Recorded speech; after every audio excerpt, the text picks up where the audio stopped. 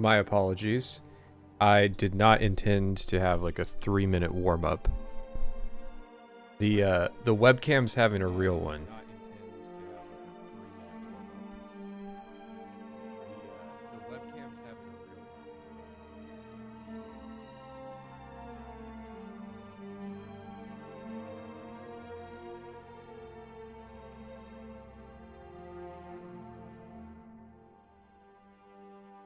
How are we doing this evening, chat?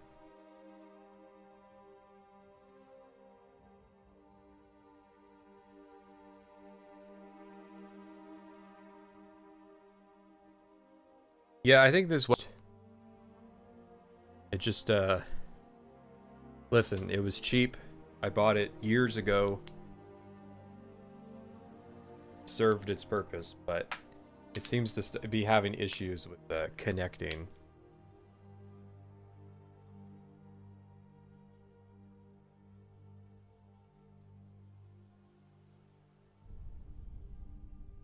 The option we have is I can use the GoPro as a camera instead.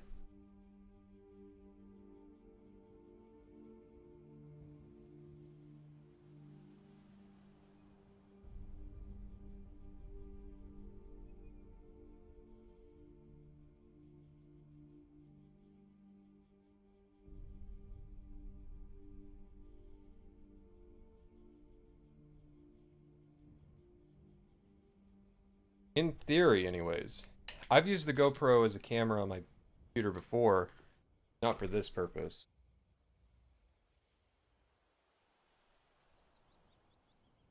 So no head.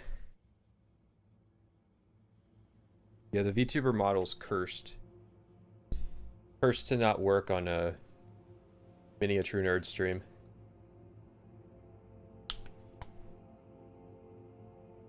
Let's see.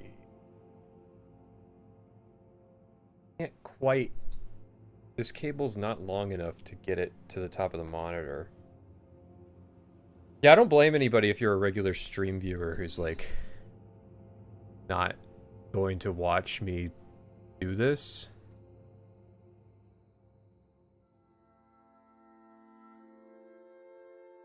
Well, the VTuber software recognizes the GoPro webcam.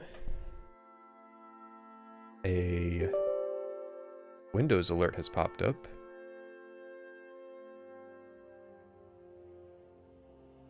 You gotta pay me to remove the, or change models.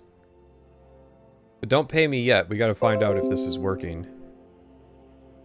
Please try to reconnect your camera. I assume that means just unplug it and plug it back in.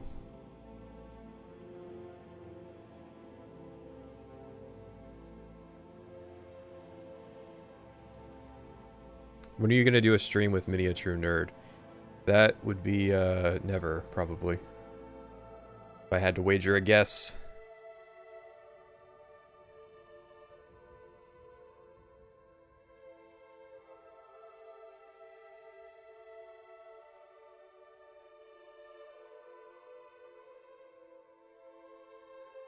Please select, okay. So it was having issues because it didn't know what resolution to try to capture.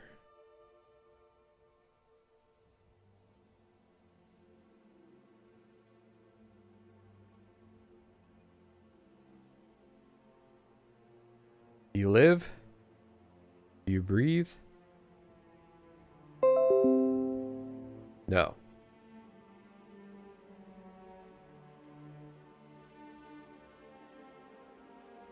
Alright.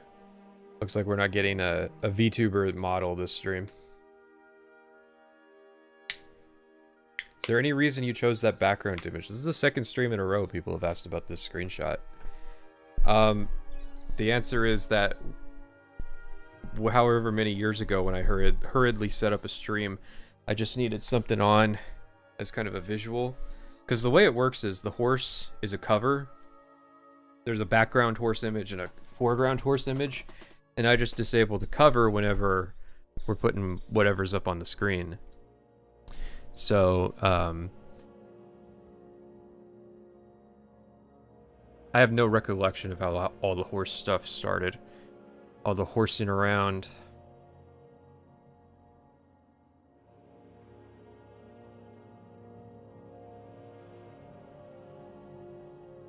I don't know. I don't know how any of it began. So, why? The better question is, I don't think enough people have asked, why are we continuing to watch the Miniature Nerd video? And, the answer is, and I kind of thought on this after the last stream. I was getting a few comments on that. You might have noticed I unlisted it a few times. That was so that I could kind of throttle it algorithmically, and keep it. I didn't want it getting recommended in the sub boxes of Miniature Nerd Fizz, obviously. I didn't explain at the start of that stream what the stream was, which is where we're watching this video so that I can make my own Fallout 3 video. It's a New Vegas video as well. And one of the things that I'm exploring with this video is why there is such a war between the Fallout 3 fanbase, the Fallout New Vegas fanbase. And obviously these videos have been pretty influential. Yeah, you guys ask for more bitrate, and then when I give you more bitrate, the stream tends to have issues. I warned you guys about what would happen if I gave you more bitrate. So yeah,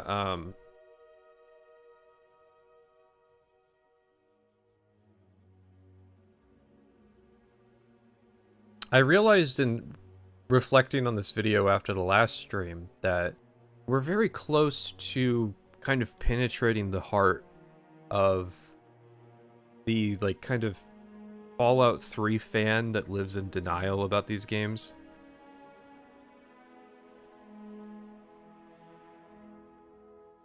And I was thinking, like, this could be the most we need to finish this, or at least continue it, because this could be the most valuable video that we watch. Because I want to have a better answer than just, it's just nostalgia. Because I don't think nostalgia, I don't think this is quite nostalgia. You don't see what goes on in the Fallout community in other communities. I don't think it's just nostalgia.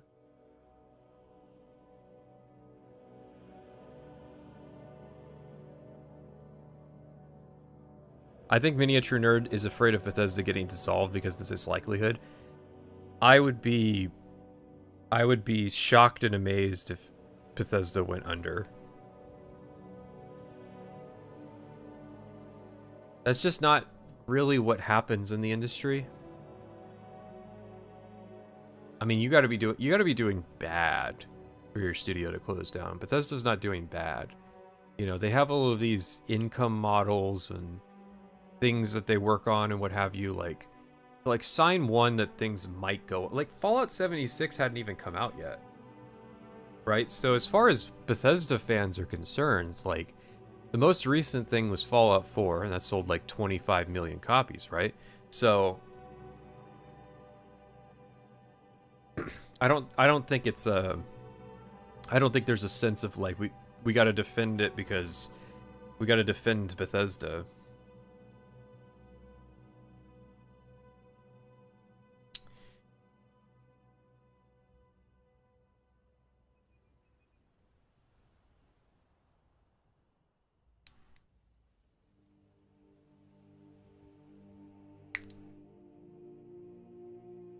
So yeah, we are going to be diving back in to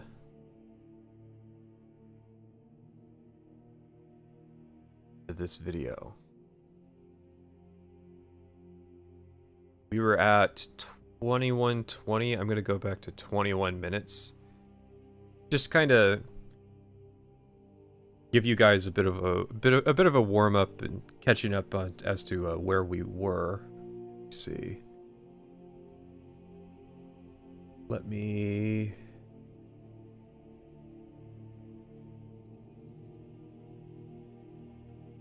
Alright, it should be fine.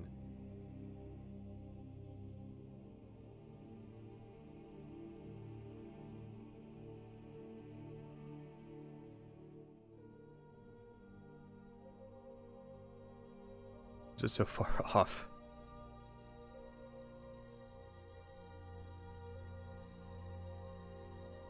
No.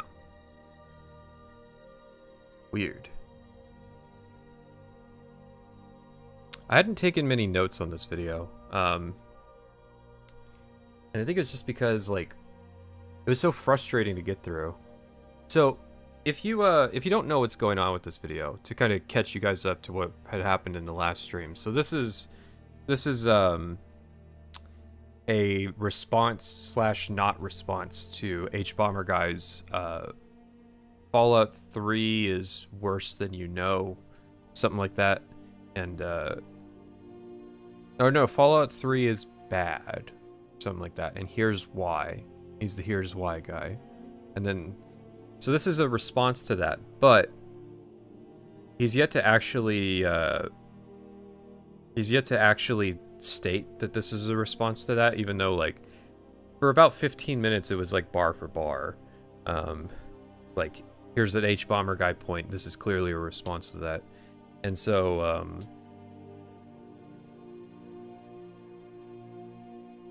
money you can sweet talk his. Holy shit, he's loud. The audio balancing on this stream is a disaster. With a couple of speech or perk checks, use a fairly hard science check to hack his computer, or an easier lockpick check to break into a cupboard to get the computer password, or if you can't do that, agree to do a short unmarked quest for him to recover money from a junkie who skipped town, which you can also deal with through speech checks, carefully selecting the right dialogue, or violence, all of which yield different amounts of money, which you can use to pay Moriarty for the information. But remember, Fallout 3 isn't a proper Fallout game because there aren't enough skill checks, choices, or alternative solutions. Yes. So, the number one problem with this is that there haven't been any skill checks so far. You showed speech checks. Those aren't skill checks. And it's kind of ironic because Fallout 3 does have skill checks. It's just that the way that the game is structured and how those skill checks are set up, it's improbable that players are going to encounter them. There's something like 20 science checks in the game.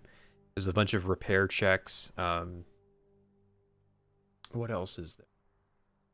There's even a few, like, perk checks. It's a very strange and, like, inconsistent system. But speech is a skill. I think that you're wrong. No, I get it. Speech is a skill, but it's a little disingenuous to say, see, it has skill checks just like New Vegas because here's these speech checks.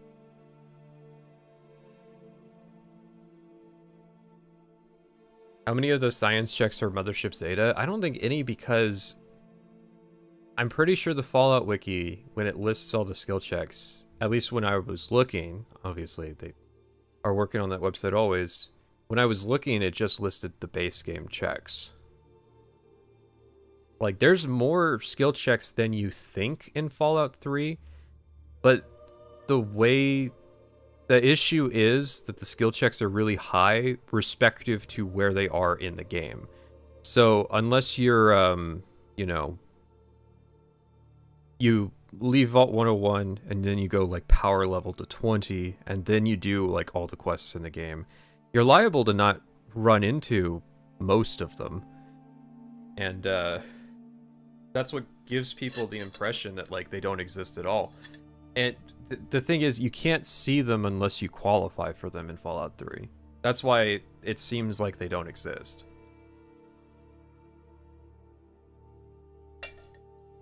But it's also inconsistent because there's plenty of quests where they don't show up at all.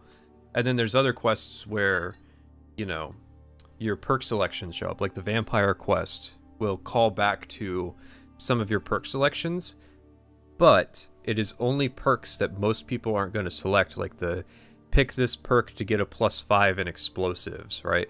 Those garbage perks in early Fallout 3. Yeah, those you can use those as speech checks in the vampire quest for some reason. And I think it's the only time in the game that it's like that.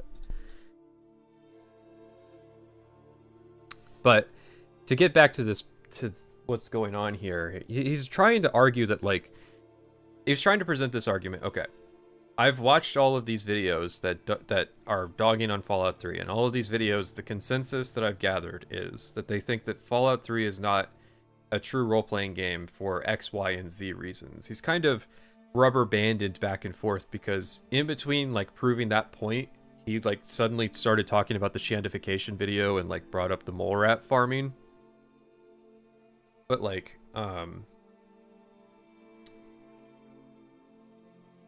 the way that he's going about doing this is showing a lot of the, like, very shallow things that you can do very, very early into the game, and then acting like, well, this is representative of the entire experience of Fallout 3.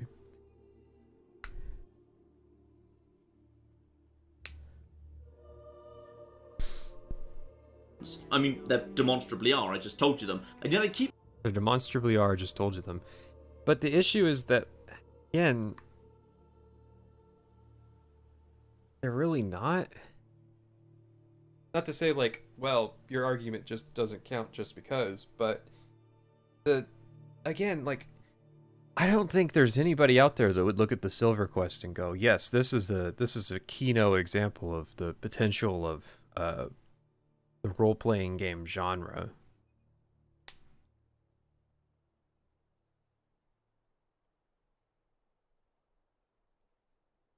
Hearing over and over that this is Fallout 3's weakness. And the vast majority of Yes, because there's more of Fallout 3 than the first two quests in the game. Fallout 3's quests are like this. Though I'd like to skip forward to one particular quest, because one of the videos I watched that critiqued Fallout 3 was by a channel called Indigo Gaming. Hey, guys, Indigo was named. I didn't know Indigo was named in this video.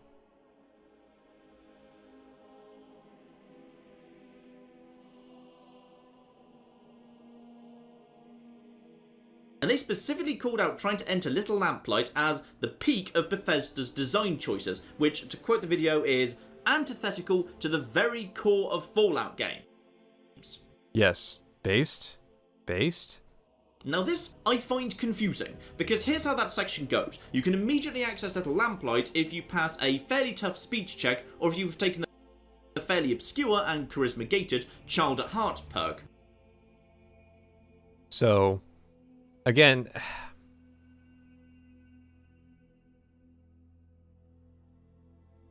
I think it's just that, like, the Bethesda fan is impressed with the absolute bare minimum of what's in the game. So it's like, well, you see, if there's a speech check that lets you skip content, then isn't that a meaningful choice? And it's like, no, because my choice is I could do more content that the game has to offer, or I can pass this speech check that just skips that stage of the game.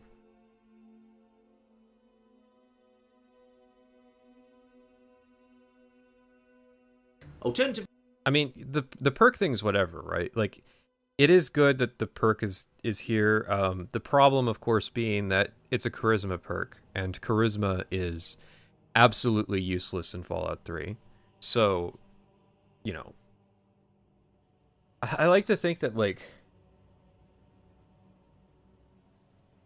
he, or if he's using Indigo's video footage, I'm gonna wager that they probably used a console command to add the perk, so that just that they could record this. A perk check is not a skill check. I disagree. I get it, because it's in the name. It's a skill check, idiot. It's got to be a skill, right? But, like, if you're making, like, you only have 30 perk points in Fallout 3 and 25 in New Vegas with the DLC, right? So you have a limited number of perks that you can have total. And so if you're giving up one of those slots in exchange for something that occasionally gives you a dialogue option, then I think that counts. I mean, would you say that attribute checks are not skill checks? It feels like It just feels like kind of semantics arguing. You have to complete the Rescue from Paradise quest, which is a really interesting quest. What the video highlights, Sure, we'll just trust you on that one. However, is that you can't use violence to blast your way into Little Lamplight. In short, that old chestnut that people regularly hold against Fallout 3, you can't murder children. Yes, this is a problem. It's almost like that again, he's not understanding the issue that people have with this sequence, which is that it's not that the problem is that you can't murder kids. It's that you created a situation where people want to murder kids, right?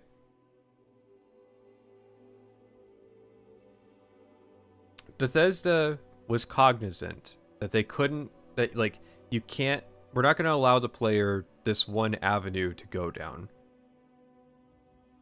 So, in turn, you know, there's kind of just this meta problem with this quest where you know that this one avenue that you've always been provided is not going to be made available for you. Because he was like praising earlier that like violence is a choice in quests, right? So now that's not going to be, so now like that's not a rubric by which we're grading this. I don't know. I feel like what's happened here is that he's once again cherry picking. He's cherry picking. He's found the juiciest cherry in the Indigo video. He said, "What? You want to murder children?" And I don't know. I haven't seen that video. Maybe Indigo has a 20-minute point about how, you know what? I want to kill kids. I want to murder children. Okay, maybe that's a point in an Indigo video. But to me, it just makes it seem like that this is just trying to be an epic style loan of what? Do you want to murder kids? And it's like, no, the sequence shouldn't exist in the first place. Now, I agree, it's unrealistic that if you shoot children, they don't die. But it's not a realism argument. So unrealistic that you can inject yourself with a stim pack to instantly heal off injuries or get better at computer hacking even if you've never practiced hacking a computer, just because that's where you assign skill points after leveling up. Your Honor, relevance. Okay, so his 2230.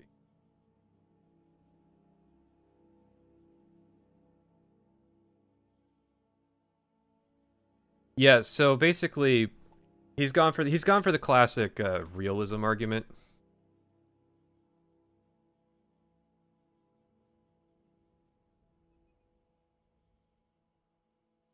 Well, this other thing's not realistic. And again, it's like, why are we talking about realism now?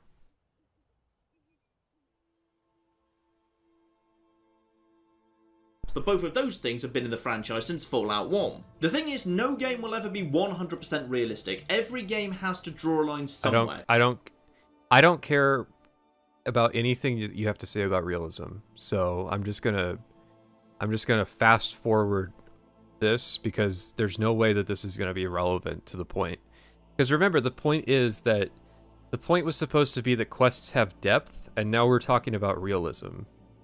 Even if it's just on grounds of limitations. Honestly, it's unrealistic that any game ever has any form of physical power.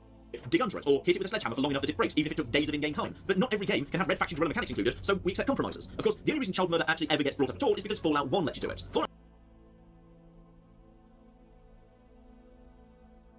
Chat, is the only reason that child murder gets brought up is because Fallout 1 lets you do it?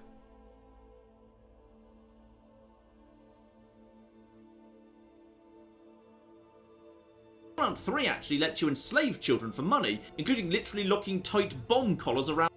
Again, Your Honor, relevance. We're talking about miniature nerd. We're talking about quest depth here. Come on. You were supposed to fast forward to a good quest, and then you fast forwarded to Little Lamplight so that you could start talking about how like Fallout 3 haters are like psychos for wanting to murder children. But like around their necks. That's not in Fallout 1, but of course Fallout 3's critics would never acknowledge that. Oh no. So, oh god, this is getting even worse. Now he's going for the hypocrisy play. Now he's going for the, well, you guys didn't mention that you can't enslave children in Fallout 1, but you can murder them. Well, you can enslave children in Fallout 3. Because, like, the problem with this argument is that you can do it about pretty much anything, which is why it's not relevant. Like, yeah, different game studios have different standards. We shouldn't have even been talking about the killing children thing to begin with. In this specific case, it's likely down to two factors somewhat unique to child murder. First, a child murder inclusive Fallout 3 would likely be refused classification in some territories, very likely including Australia and... Yes, exactly. This is why Little Lamplight as a quest premise really just shouldn't be done. If you're concerned about a ratings issue, because, I mean, the benefit of, like, oh no, the government is cranking down on my First Amendment's rights to present child murder in a video game. And it's like, okay, but you're cognizant that, like, this could be an issue. Like, Australia's not going to let you sell Fallout 3 with murderable children in it, right? Sure. But the thing that you do in that situation then is that you don't write Little Lamplight. That's the easiest way. That's the easiest way to go about it.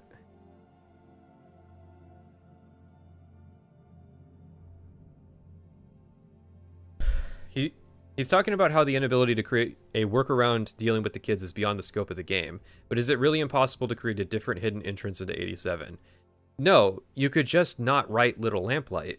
You don't, like, the solution to the Little Lamplight problem is to not have it in the game at all. Germany, and secondly, it would massively increase the risk of earning the ire of some reactionary groups, whether news or parents groups, and increase the chance of boycotts, the game being pulled from the shelves of major retailers. Again, I don't care, like, for the aforementioned reason that you just don't write a Little Lamplight if this is an issue that you have. Like, Skyrim is out at this point, right? No, I don't think there's any Skyrim video that's like, hey, not being able to kill children in Skyrim is a major issue. Do you know why? It's because there isn't a main quest in Skyrim where there's a settlement of children that is gatekeeping you from progression. That's really a really annoying settlement of children who are, like, obviously aware that they are in a video game and that they're unable, like, that the player can't attack them. Okay?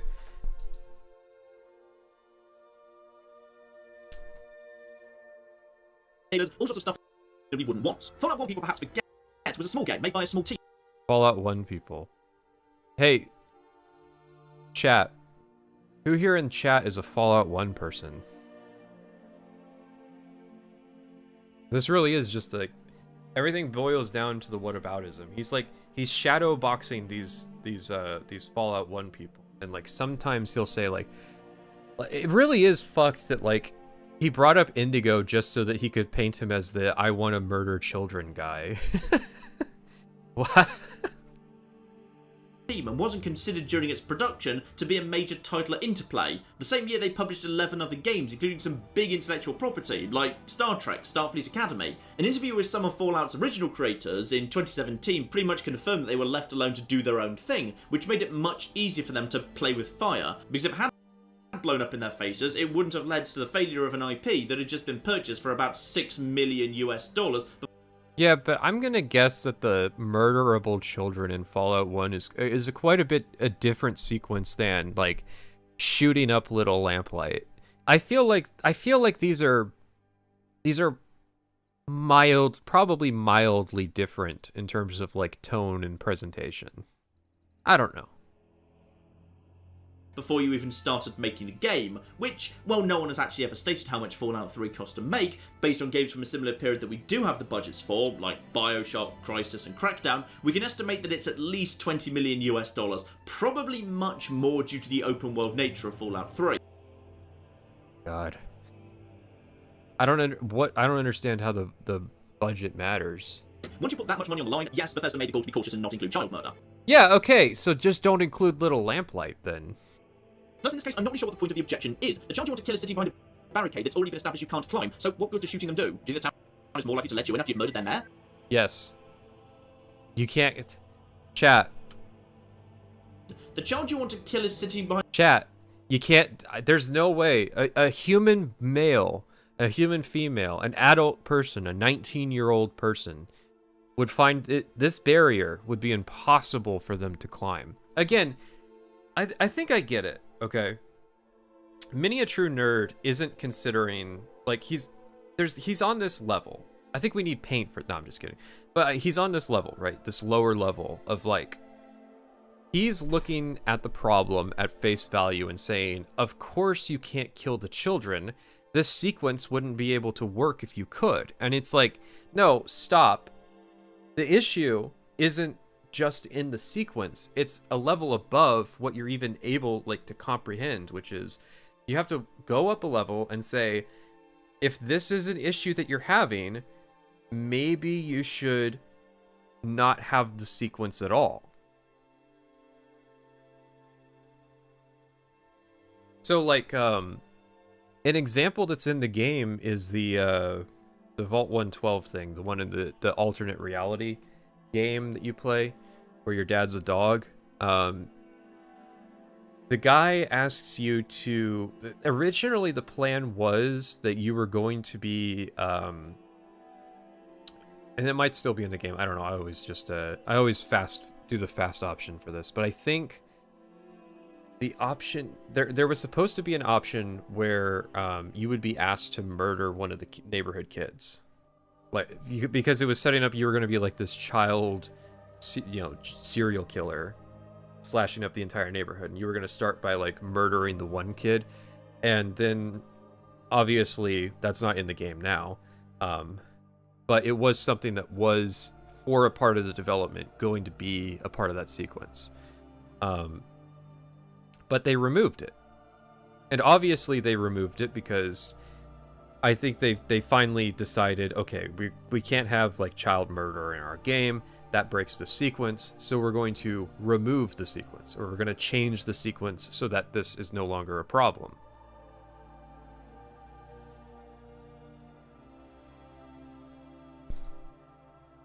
I think that's really what he doesn't get. Kind of barricade that's already been established you can't climb. So what good... Again, but the barricade is only there because the decision was made for it to be there. If you change the sequence entirely, there doesn't have to be a barricade there at all. This could just be a cave, right? Or it could be a settlement that's like this, but they're adults. It's like, you establish, like, I don't know. I can't on the fly come up with like a spitball replacement for like how you rework Little Lamplight to have the narrative sequence of Little Lamplight there. I think that Fallout 3 just like universally benefits from cutting the sequence entirely. Good to show. Do you think the town is more likely to let you in? It's a somewhat petty complaint, especially as the associated... Yes, it is a petty complaint on your part. I'm sure that's not what you meant. Fallout 3 came out, and most people executed it quite as well. Small sign in front of you promising us the only thing of note. Okay, hang on. I set up Watch Together because this was just kind of the layout that my stream was already set up for, but it's obvious that I'm going to have to... In 2008, Fallout... I'm just gonna have to put it on a YouTube player. Means I gotta set up the YouTube player, which is always annoying. Because for some reason, the fucking aspect ratio is like constantly changing on YouTube. They're constantly like moving the shit around.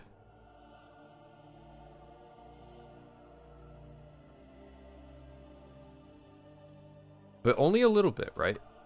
I only gotta move, like, some of the pixels. But I gotta, like, manually input, like... Alright, crop this here. 75...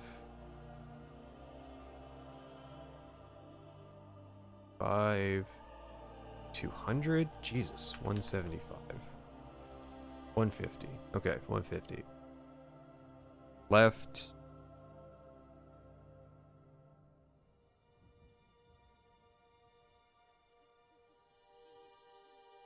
Left 40, right.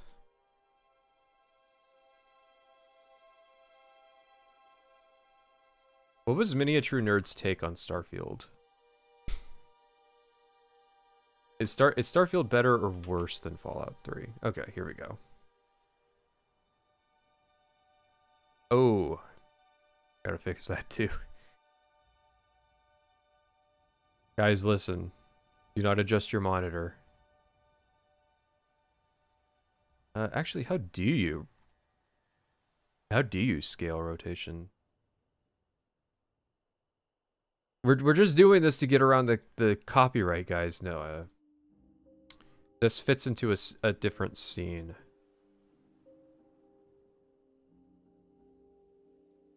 Replacing it with Rockopolis from the Herbert Dashwood radio segments instead of just a single room with Argyle's corpse like it is in the game, that would give you a cave settlement. I think the bigger question is, if I just do that, okay, that fixes the rotation, and I can just scale it down. Don't know why. That's weird. What the fuck?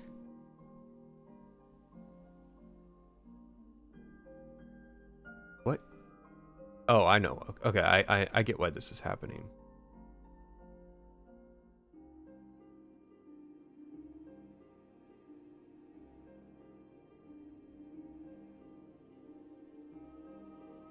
All right, when do we get to the... I see we're still talking about child murder. Establish you can't climb, so what good does shooting them do? Do you think the town is more... I think this...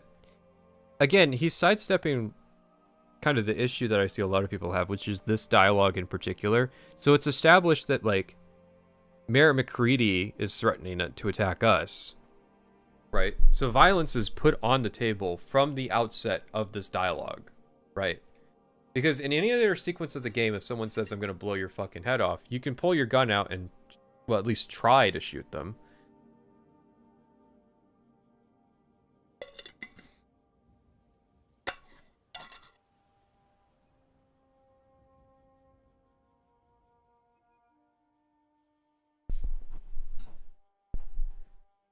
Would you be able to avoid copyright if you mirror the video? I don't think copyright's going to be an issue. I doubt many a true nerd would commit the YouTube faux pas of striking the stream. Because he's left up people who are have a lot less kind things to say in response to his points. More likely to let you in after you've murdered their mayor? It's a somewhat petty complaint, especially as the associated quest you're sent to complete is actually a really excellent example of a good Fallout quest. Okay. I can save you about like 3 minutes of runtime on this video. Just put a cut here, put a cut to when you started talking about Little Lamplight, and go from the let's fast forward to a quest that I think is good straight to here. You see, first you've got to gain entry to the settlement of Paradise Falls, for which there are plenty of options, I'm gonna put this on the record. I still haven't done this quest. including the faint hint of a reputation system. You see, in another quest... I always took it as just being so laughably unserious of a threat to be beneath taking seriously. Nah, a gun is a gun, man. Whether a kid or an adult's pointing it at you is like the same thing. Did he only bring up Indigo for that pointless rant? It really does feel like he just slandered Indigo for the purposes of, like, because Indigo criticized Fallout 3. Like, it really, like, I'm sorry, but many a true nerd has been, with this video, fairly malicious, right? Because he's arguing against somebody without presenting it that he's arguing against them. So there's no, like, you know, if H-Bomber guy's like, well, you know, here's a counterpoint, like, many a true nerd can be like, well, I wasn't talking about you. I didn't say I was responding to you. I was responding to some people. I was responding to what some people said, right?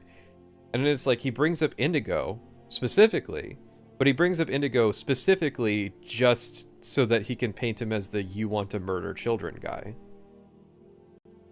When that entire sequence was entirely unnecessary to the point that he was making. Again, we are still in the guts of the point that he's trying to prove that, like, quests have depth. And then he just brought up child murder for no reason. Like, the only other reason that section existed was for him to say, well, actually, you can't enslave children in Fallout 1. So what game really is the better game?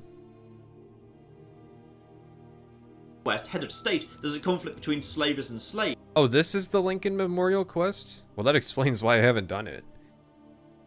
I think, like, part of the reason that I just have no enthusiasm to do this quest is because I already know it's tied to the Paradise Falls thing, or not the Paradise Falls, but the Little Lamplight thing, and so, like, because it's tied to Little Lamplight, it's already, like, lowered some degrees. If you sided with the slavers, Paradise Falls actually remembers that, and you get let in automatically. The morality system has a use here as well. Very evil characters are allowed in immediately. Alternatively, there's a hard speech. I mean, like, yeah, okay. This feels like a very strange thing, because he's praising the game for the very arbitrary kind of sequencing that's going on in Paradise Falls. Because when you approach Paradise Falls, there's this very, like, it's very strange that, like, this settlement where people are going to buy, like, you know, buy slaves or do trading or what have you, has this, like, this doorkeeper that's like trying to keep you out.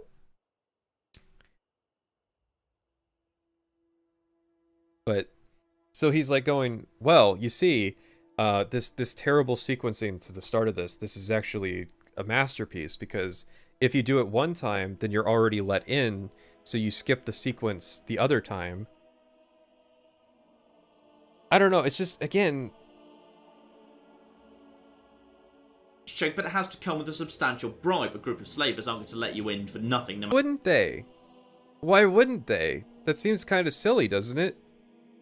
A group of people, of business people, of honest, upstanding American business people who are just dealing in human products, they're not going to let potential customers into their showroom to see their customer service manager? Really? No, it's stupid. It's crazy how H-Bomber Guy video somehow ended up aging better despite being older. No, I mean, it's not surprising at all. H-Bomber Guy is just straight up better at, like, constructing an argument. A lot of this is just, like, kind of flailing. The argumentative equivalent of flailing.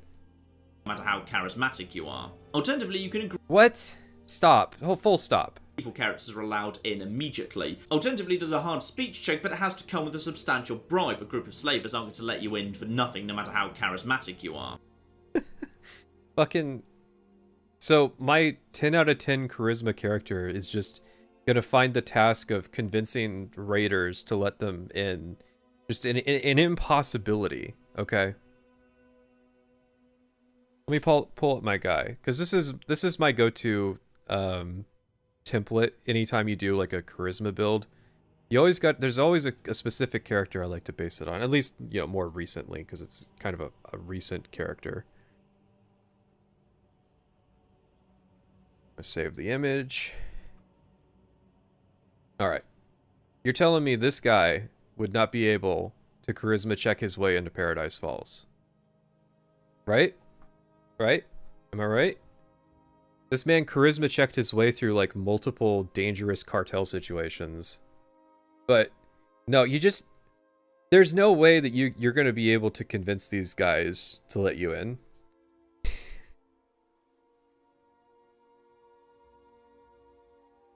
Alternatively, you can agree to do some work for them.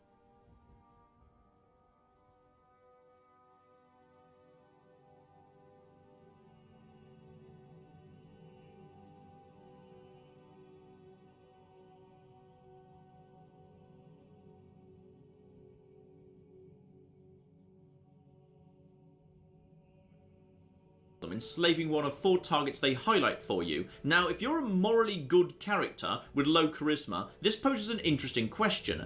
Is it right to enslave one person in an attempt to free multiple child slaves? This is the lamest trolley question. What kind of fucking... Yes. Yes, it is wrong. The morally correct thing to do in this situation is to kill these people.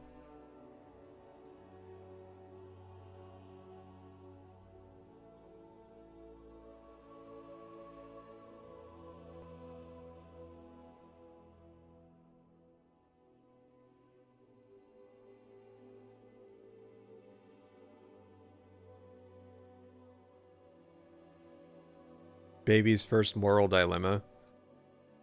Easy Lamplight or Big Town fix. Robots with the memory of kids stuck in a loop, and the descendants of OG kids live in Big Town, sheltered until recently. That way you can still use violence on Lamplight. Again, sure, but I feel like that's stuck in the conceit of, like, little Lamplight. Like, sometimes you have to kill your ideas. Sometimes your idea just doesn't work. Sometimes you gotta say, you know what, little Lamplight is a turd, and I gotta let it go. It's not benefiting the game. And if so, who'd you pick? 3 are civilians, 1 a doctor in fact, but the 4th one initially seems like an obvious choice, Arkansas, who shoots at you as you enter minefield, but things still get a little bit uncomfortable once you get the collar around his neck. Don't kill me, please. I'm going. You see, the Fallout 3 official game guide confirms that he only shot at you because he thought you were a slaver. He's actually a vigilante who lays traps for slavers, and you just enslaved him, and they're gonna do horrible things to him now.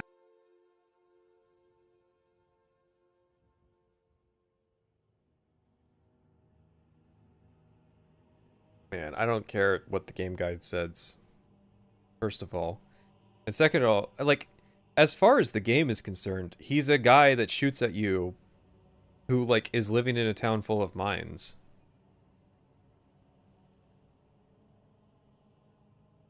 Now.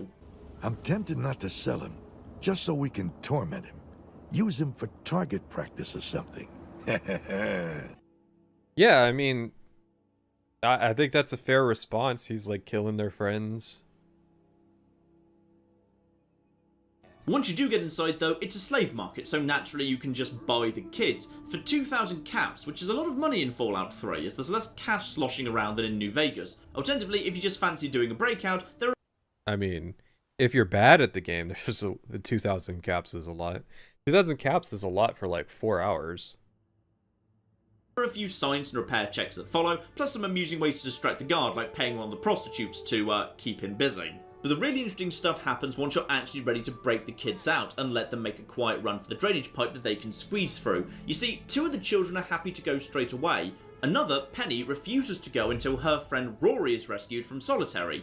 Except the quest is effectively already complete. Those first 2 kids can fairly easily be convinced to abandon Penny, and with them rescued you can access the Lamplight. Job done. There is literally no in-game benefit to also rescuing Penny. But it gets more murky yet, because Rory's an adult and you can't sneak It's murky? him out the same way as the kids. He needs to escape through town, and attempting to get through will turn the whole town against both you and him. Plus, he almost never survives it regardless. Now, you can set him free and tell him he's on his own. He'll get himself shot dead in seconds and Penny will leave, so you've basically led a man to his death in order to rescue a child. Is a child's freedom worth a man's life, and do you have the right to make that decision? I mean, hold on here, because you're taking the agency away from Rory. Rory is also an adult. He's a person that's making decisions in this situation. All you did was set him free. There's a funny joke. It was in a video that was like the Riddler versus the Question, where the Riddler asked the question, hey, there are 2 buttons. If you press one, 500,000 people die. If you press the other, the 2 people closest to you die. And the Question immediately responds, I saved the 2 people, right? And he's like, the Riddler's like, what? You just killed 500,000 people, and the Question responds, no, I didn't. I didn't put myself... You put me in this situation. I just answered a question. That's what this, like, moral dilemma makes me think of. It's like, I didn't make you run through town like that, man.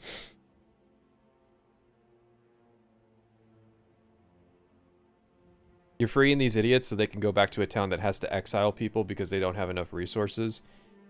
Yeah, I mean, like... And again, the moral dilemma is just really really lame. Or, of course, you could just gun down the entire town to make sure he gets free, but then is mass murder okay if the targets are slavers? Yes. Who cares? Your Honor, who cares?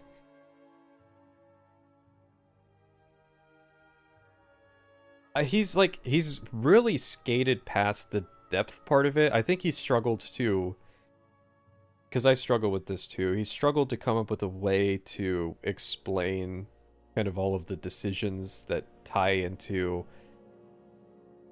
like a sequence like this. I feel the problem with Paradise Falls is that it should be like a really difficult dungeon, but like, if you're asking me, is it morally no, of course not. What are you talking about? The fact that it's like really easy to like roll over these people makes it like almost a moral obligation to kill them.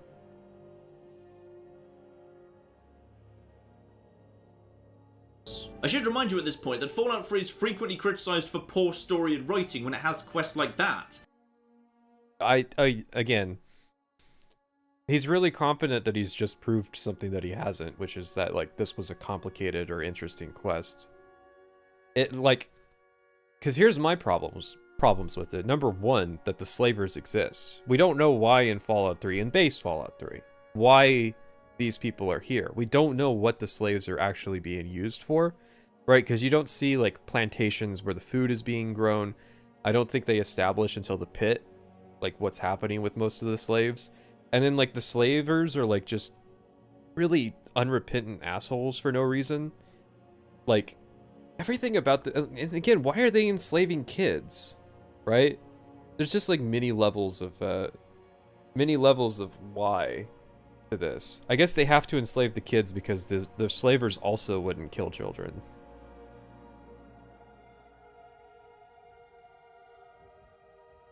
Fallout 3 RNG events can be so bad. I remember getting 2 separate Deathclaw events getting to the Super Duper Mart when I was barely level 3.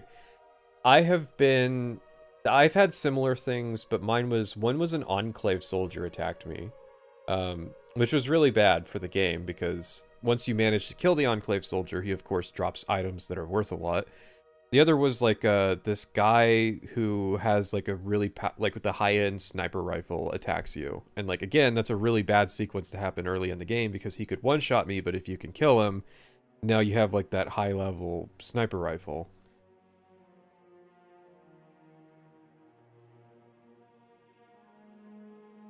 What if you could join the slavers and kidnap kids across the wasteland? Based?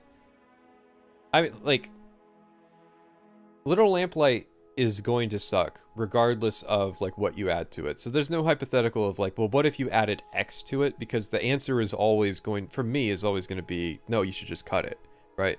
So if you gave me the answer, like, a solution to the Paradise Falls quest is, like, you go to the slavers, tell them the kids are there, the slavers take care of them, you know, like, sure, that's a solution with more depth, and it's funny that you could, like, have all the kids enslaved, but the preferable alternative is that the sequence just doesn't exist.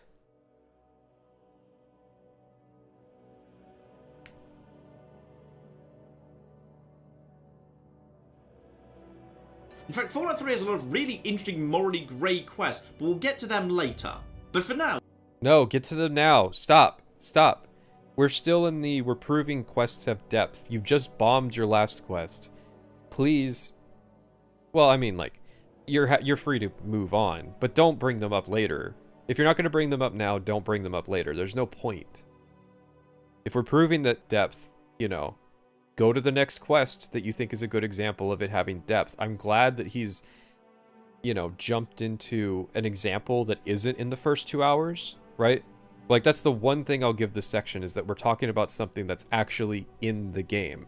That could be like a demonstrable example of Fallout 3 at its average, not at its peak, because it's in the first 2 hours and Bethesda put more work into it.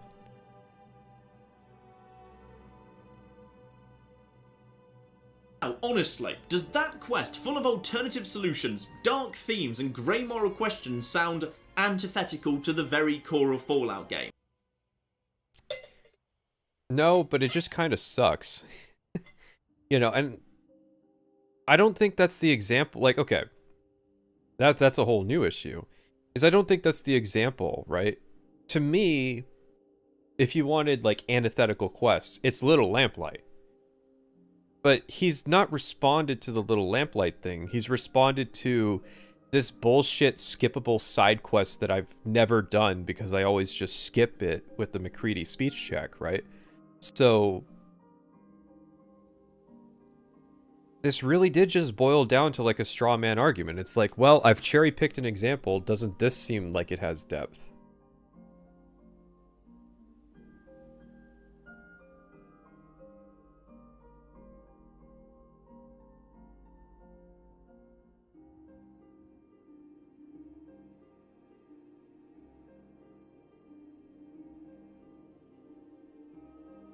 Is slavery bad? Is slavery bad hasn't been considered morally gray since at least 1865. Yeah, Emil Pagliarulo really coming in with the timely message. Guys, is slavery bad?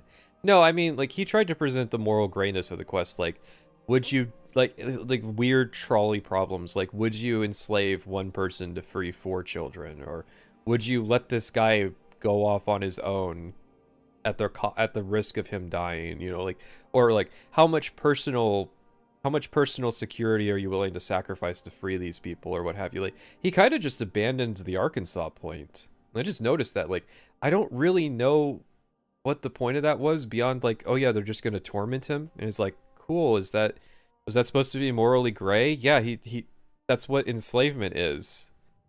I'm sorry, is Minnie a true nerd of the, I guess he is British, so he might be of the mind that there is an ethical form of slavery, but, you know, most of what these guys do is pretty bad.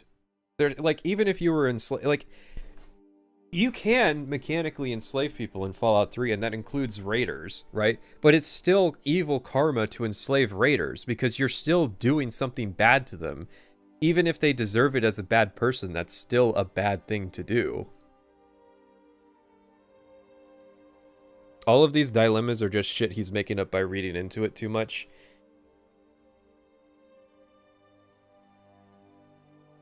I think, like, this is probably one of the more complicated examples he could give. I just don't know why he's giving it. Let's actually compare that to Fallout 1 and a somewhat similar quest also about breaking someone out of captivity, rescuing Tandy. The Fallout 1 quest all... Alright. We've picked what he thinks is good. Now he's gonna pick something that he thinks is bad for Fallout 1.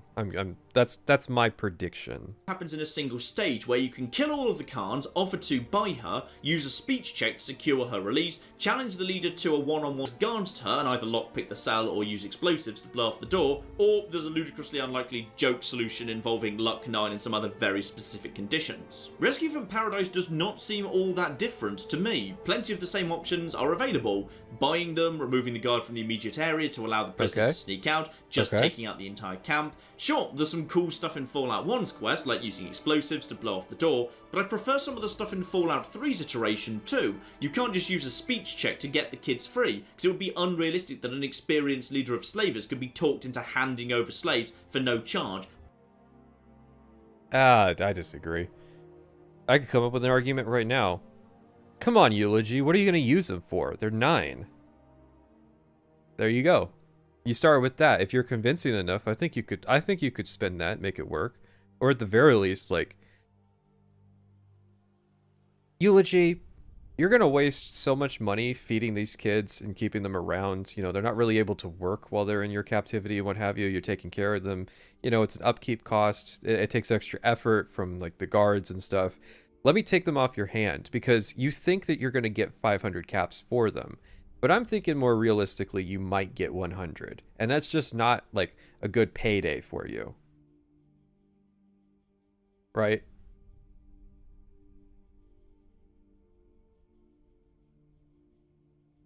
Yeah, I don't know. I feel like Eulogy's not like a crazy guy. I feel like he can be talked to. Saul could solo this quest easy XP. Gonna sell them for meat, that's why there's no farms. Plus, Fallout 3's version has the interesting dilemma of when you cut your losses and start leaving slaves behind, because getting all of them out alive is almost impossible. To me, it's a great little quest, and complaining that it's not Fallouty because you can't kill a child... Okay, stop. You got... at this point, I insist, you have to provide an example of somebody saying that this quest in particular is it. Because he's kind of generalized it where... If you... Like, okay. Fallout 3 is complicated because there are aspects of it where sometimes the quests, you know, it was made by people who, like, a quarter of them have explicit examples of, like, hell yeah, I loved old Fallout. Here's like a really compelling example of, like, why it was good, and it's like, cool, you definitely played it, right? So, like, every now and then you, like, find this nugget of, like, yeah, this could work as like a premise in like a actual Fallout game, but for the most part, like it once you average out the experience of Fallout 3, like it's too different as a whole. And so, like, if you're trying to say in a concise point in one sentence, is Fallout 3 a good Fallout game? You have to say no, because the average doesn't work out. So then, like, cherry picking an example of, like, well, doesn't this fit the tone and themes of Fallout? So therefore, everything else in the game that also, and it's like, no, stop. The people that you were responding to, we don't know what they're saying because you haven't given an example. We don't even know who you're responding to at this point. But the people that you're responding to are almost assuredly taking Fallout 3 as an average. But you're not responding with Fallout 3 as an average. You're responding with Fallout 3 as a specific example. And that's kind of just what makes this frustrating, is that, like, I don't know if he's, like, deliberately talking past these people, but he is definitely talking past them. He's not responding to anything. Oh, to skip it is downright weird. It's also worth remembering that killing children in the older Fallout games was a terrible idea. Made everyone hate you more, generated bounty hunters to hunt you down, and provided no benefit whatsoever. Yeah. That... You know what? That sounds like a much more compelling system than they're just, like, invincible beings. And again, you could just not have little Lamplight. The only reason you'd ever do it was if you were role-playing as an evil character, and yet the same people who complain you can't do this in Fallout 3 are often the ones who are complaining about how stupid the choices are in Power of the Atom, because blowing up Megaton is evil for its own sake, makes everyone hate you, and generates bounty hunters to come after you. Ooh. Chat, he's bringing it around. He's bringing it around. What do we got? We've got the 2016 favorite, the hypocrisy play. Bam! It's hypocritical.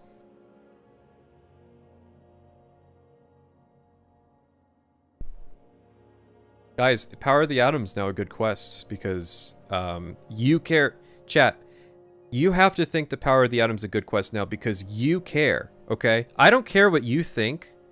Chat, I don't care what your opinion on killing children is. Everybody in this chat now wants to kill children. Can I get a 1 in the chat if you want to kill children? It's mandatory. I will ban you if you post a 2 or a 0 or don't post at all. Everybody's got to post a 1. You're all now child killers.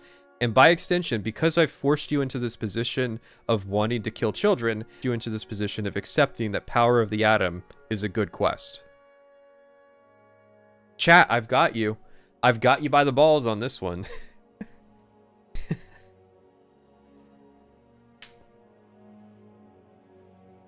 There we go. There we go. We got some real child killers in this chat. They got him? Bro, they got you. Chat, you're the one that's got. Anyway, we'll discuss some more quests later, but let's get back to Megaton because I want to talk a bit more about that. No, please. What more is there to even talk about in Megaton? The fucking, like, drug addict quest? The house? Moira? Oh god, it's gotta be Moira.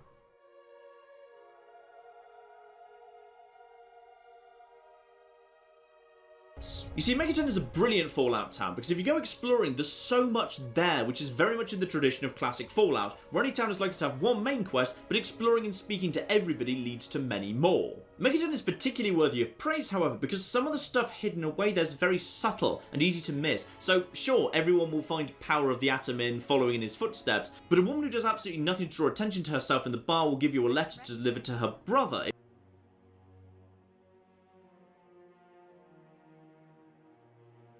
Does this really make Megaton a good city?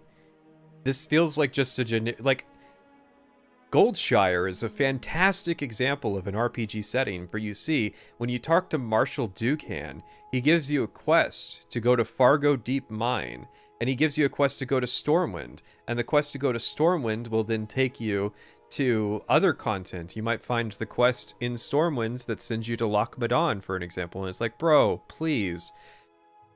You're giving credit to Megaton for doing a thing that every RPG is supposed to do, which is the towns are just platforms to deliver you content.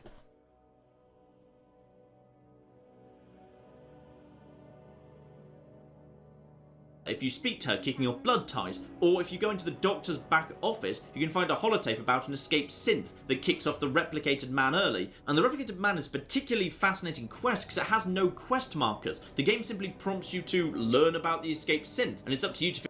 I would... Yeah, okay, now I'm mad. Now I'm mad because we wasted like 6 minutes on fucking Little Lamplight when we could have been talking about the replicated man. Figure out who'd be the most likely people to show an interest in a runaway android seeking a medical procedure, whether that's doctors, engineers, or those sympathetic to his cause. Focus. And then there's the tiny quest helping Walter fix some leaking pipes, or discovering from an authority figure in No, this section, this is a waste of time. town that Leo Stahl has a drug problem, and either helping him or exploiting it to your advantage. The reason I'm listing these, by the way, is because this is Fallout 3's first town. You step out of the training... Yeah, and pretty much like its only real meaningful town. I mean, like, do this for Rivet City.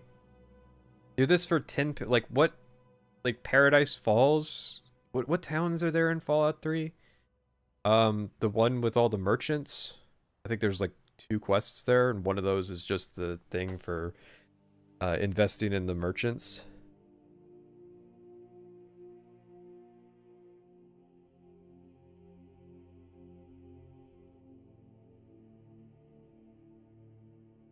area, and 2 minutes later you're here, and you immediately have access to 4 major named quests if you can find them, all of which send you off in different directions if you want to follow them, plus the Wasteland Survival Guide and 3 smaller unmarked quests. Oh, here's a better question. Let's do this for the main city in New Vegas.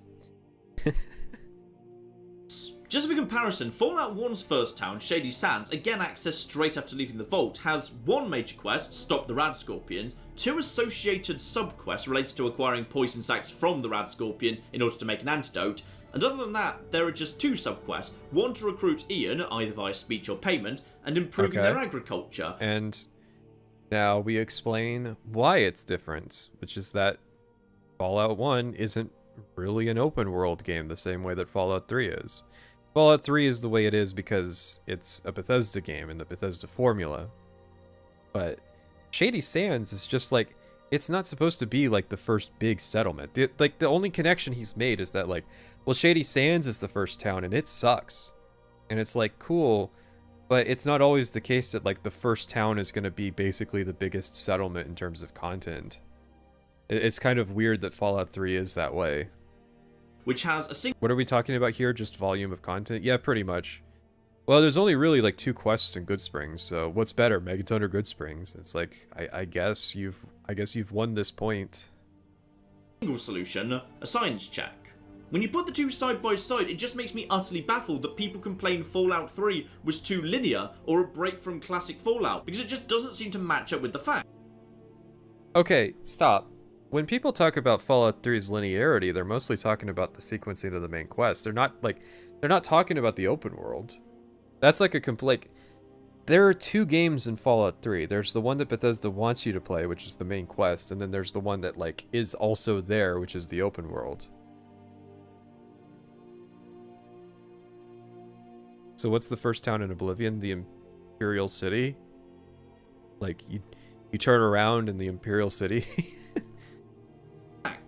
Also, while we're on the Megaton quest, I want to draw your attention to something in the city that's very elegant. You see, in the vault, the only weapons that you have access to are melee and small guns, which means you have no incentive to raise any other weapon skill, because you don't own any of those weapons. And Oh, okay, I think he means when he levels up. why would you buy a weapon you haven't invested skill points into? I'm gonna guess the point is that you're not incentivized to raise your explosive skill in Vault 101, but you need the explosive skill to do the Power of the Atom quest.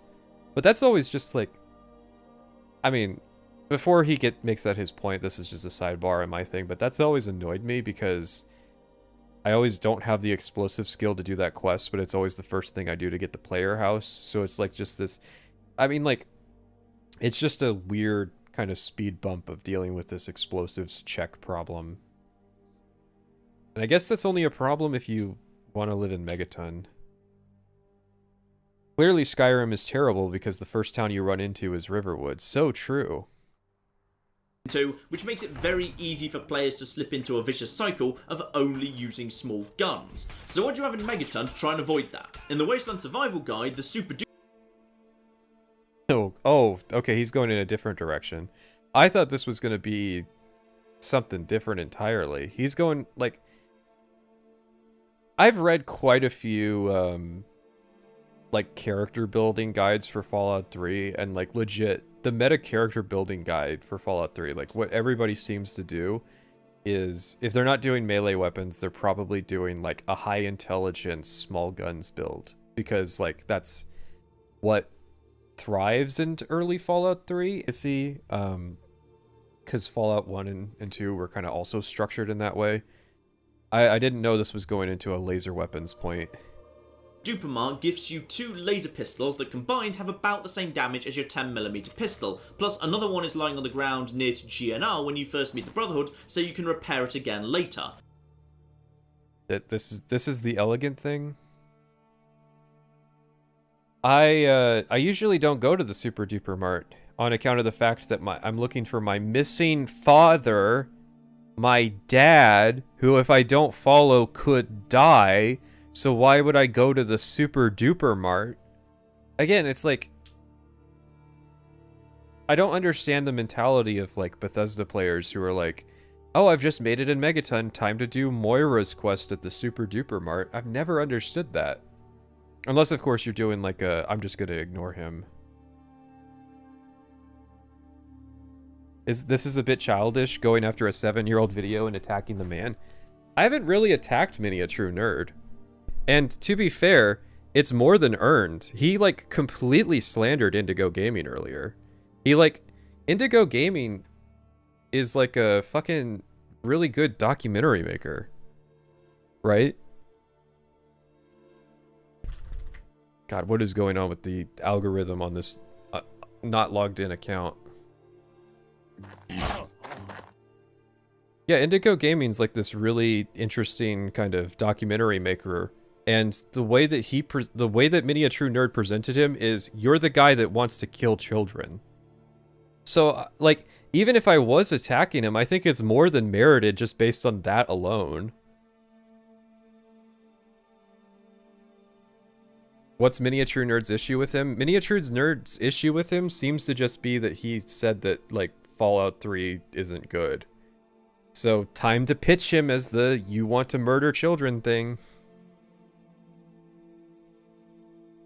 Another of the Wasteland Survival Guide's opening quests brings you to Minefield, which effectively gives you a pile of free frag mines and some grenades from Moira afterwards, plus, remember you have to boost explosives to 25 to complete Power of the Atom. And also you're likely to kill Arkansas, so you kind of undermine... You're openly... Again, you're presenting this idea that like every player is pushed into doing the Wasteland Survival Guide, and then in turn, that completely undermines your Arkansas point from earlier, because the high likelihood is if somebody's coming to this town, they're probably going to go kill the sniper that's shooting at them. Which means that they're not going to encounter the enslaving Arkansas sequence, which means that that Paradise Falls quest is like a lot less meaningful, so... so the game tries to kick off some interest in those weapons as well. Meanwhile, in Moira's inventory is the schematic for the rocket launcher, which is expensive to buy, providing a nice bonus to try and get as much cash as possible for the early quest, but even a character with low repair and low big gun skill will end up with a big gun class weapon that's light enough to carry around, has effectively infinite ammo, and will almost certainly be more powerful per shot than any other gun you have. Who's the psycho that gets the rocket launch?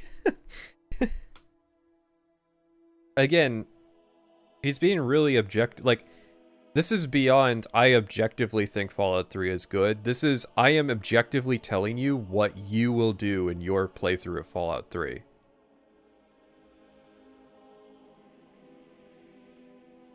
Actually kind of crazy.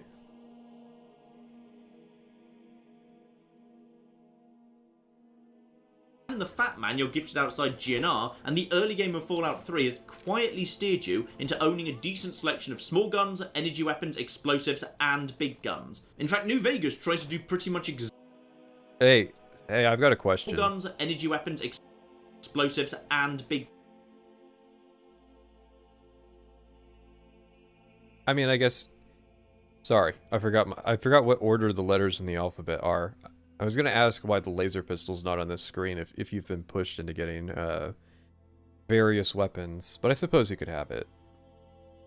Guns. In fact, New Vegas tries to do pretty much exactly the same thing. You're gifted a laser pistol inside Doc Mitchell's house. Yeah, gifted. It's in a box that isn't pointed to, and you take it from him. Yeah, I gifted myself your silverware. Oh, I'm sorry. Was that your land? Sorry, India. I just gifted myself your sovereignty. Like...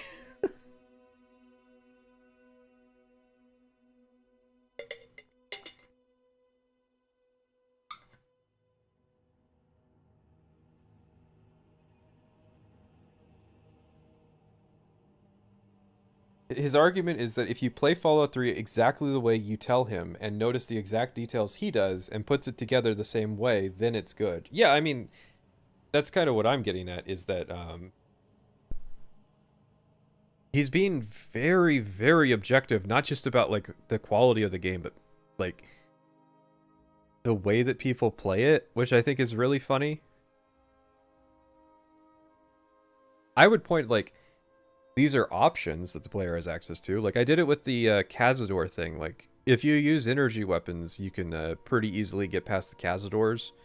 On, like, an energy weapons build specifically. You can't just do it, like, on a guns build. But, I don't assume that, like, the average person is going to do that. I just say that it's possible. Like there's not a literal wall of death claws to the north of Goodsprings.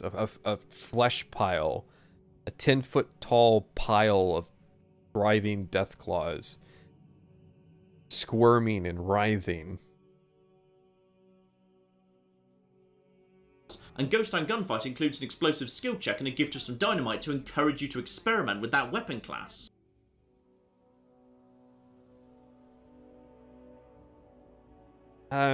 I think it's more so to reward people, like give people who picked explosives the explosive skill explosives early on. Because again, to get the dynamite, you have to pass the check. That's not the game is pushing you to try out explosives on a gun build. That's the game is giving you a weapon on an explosives build. Anyway, that's enough on Megaton. How long have we been going on? Oh, blimey, right. Let's move on. So, oh my god. Yeah, you should have done that like 20 minutes ago. The game now directs us east, down to the DC ruins to find our way to the GNR. Wait, now, one thing many people seem to hate... Is this an analysis video now? Why are we following the structure of the game? I thought this was just like, here's some examples of... I'm countering this point, here's some examples. I guess we're now in an analysis video. Is Fallout 3's metro tunnels. You'll be delighted to hear I'm not about to try and convince you they're great. Ultimately, the lack of distinctive features and Fallout 3's relatively small pool of enemy types that spawn in the tunnels makes them hard to distinguish from each other and more confusing to navigate than they should be. I'm willing to fight you on this extremely safe point because it's a lot harder to come up with semantic reasons and cherry pick examples of like good level design. in Fallout 3's Metro Tunnel system compared to its quests. However, I do think they serve an important purpose. Specifically, they... And what happens if I like explosives so much I want to reroll my character? I mean, again, you have to pass the check to get the dynamite. It's a 25 explosives check, which you're only going to have if you picked explosives, or I think maybe you could get that high with like certain attributes and trait checks, but I think for the most part, like, you're pretty much only going to pass that check if you tag explosives. So, and if you tag explosives, that means that you've indicated that you want to use explosives in the playthrough, so... They represent the least bad solution to a problem that New Vegas would go on to have. So speaking of New Vegas, do any of you have any particularly strong feelings about the city ruins around the eastern outskirts of New Vegas?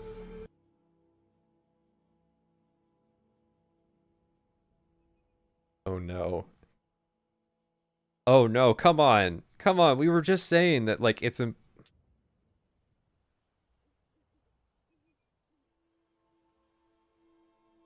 Probably not. They're just sort of there. There's a few landmarks there. The Mole Rat Ranch, for example.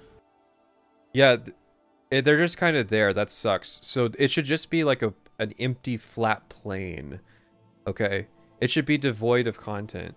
If you can't make it memorable, why put in this part of the city that does actually exist at all? By the way, this is what this part of the city's like in real life. It's also just kind of there and not really memorable.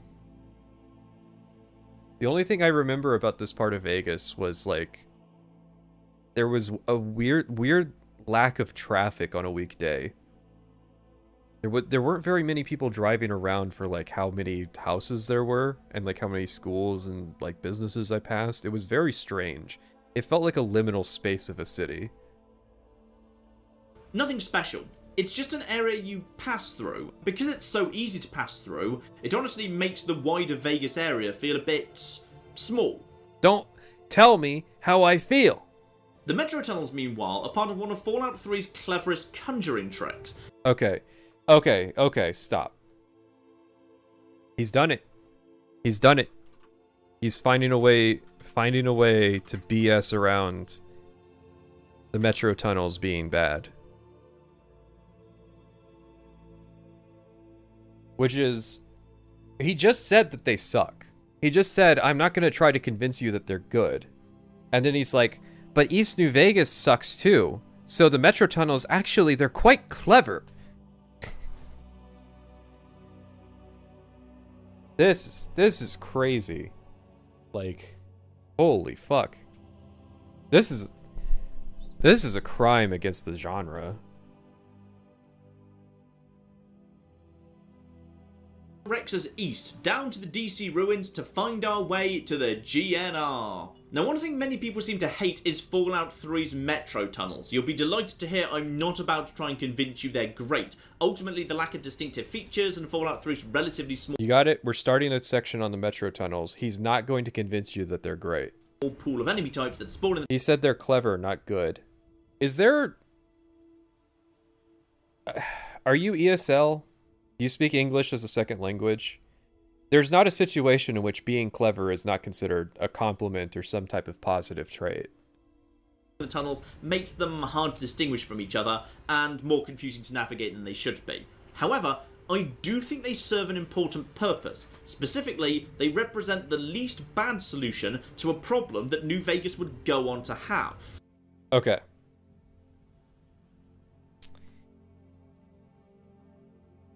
No. Okay, I understand it now. But no. The reason the Metro Tunnels are in DC is because the real life DC has Metro Tunnels. And this is not like a minor detail like, oh, well, you know, modern DC also has Starbucks, so Fallout 3 would have to have Starbucks. No, I mean, like, the DC Metro is an extremely prominent feature of the city.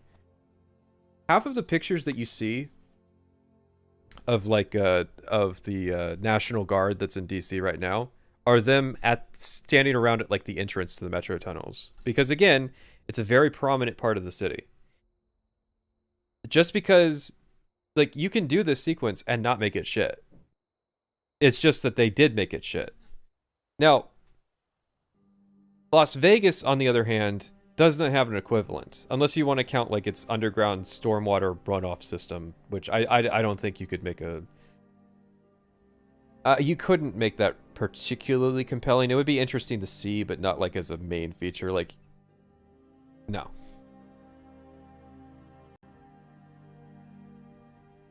Is he saying the metro tunnels solve the problem of walking from point A to point B? Yeah, I think what he's trying to get at is that the metro tunnels might be bad, but they're more compelling than just like walking through a somewhat vacant, empty part of the city.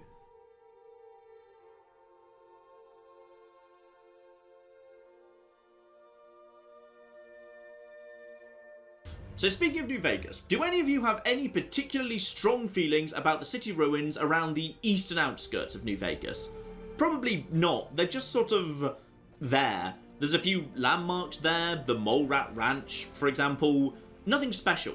It's just an area you pass through. Because it's so easy to pass through, it honestly makes the wider Vegas area feel a bit small. Don't tell me how I feel. Don't tell me how I feel about it.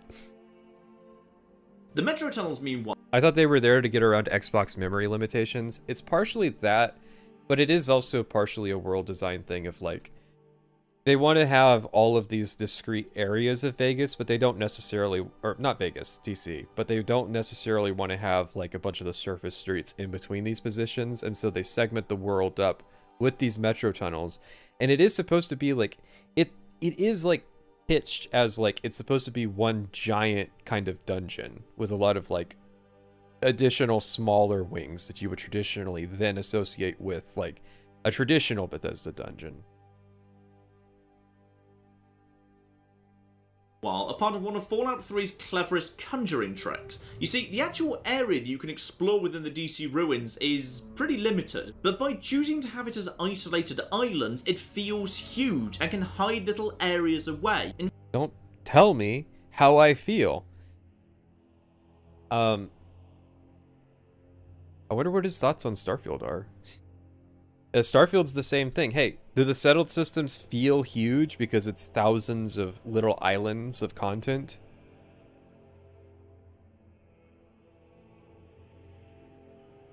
In fact, I'd wager decent money that even... No, I like the premise of the DC Metro area. It's just the problem with it is that it's tedious. The visual art style sucks. So, like, it's kind of just hard to look at. And then, like, there's also the gameplay experience, which is, like,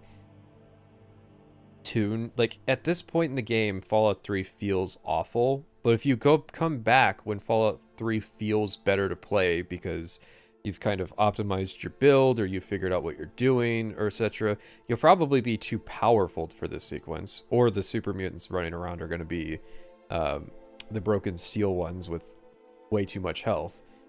It's just, it doesn't feel like a good sequence to play, and the sequence, like the level design isn't particularly great, and the art style makes it all hard to look at, and it all just comes together into like a soupy mess. The worst part is the map is useless in the Metro. I never understood why they didn't make it so like after you do the GNR quest, you get like an updated map. Like, you're stuck trying to use the pre-war Metro map, and then you get a more up-to-date one that shows like all the shortcuts or what have you.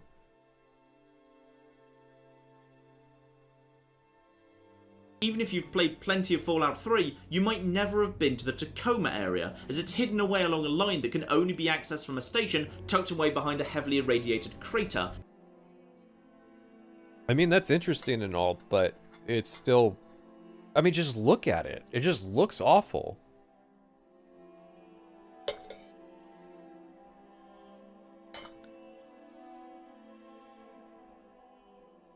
I'm going to be right back.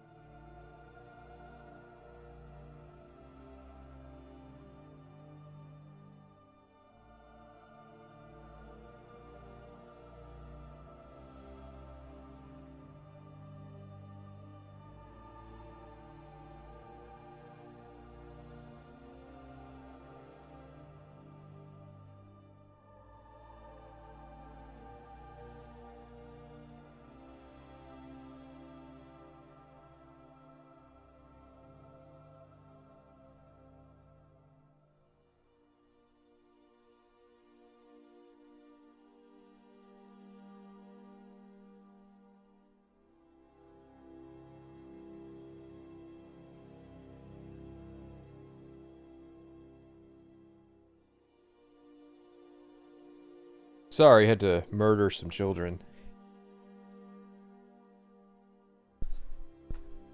Where's Private to entertain us? Have you looked at the clock? I was gonna ask him to come out for this.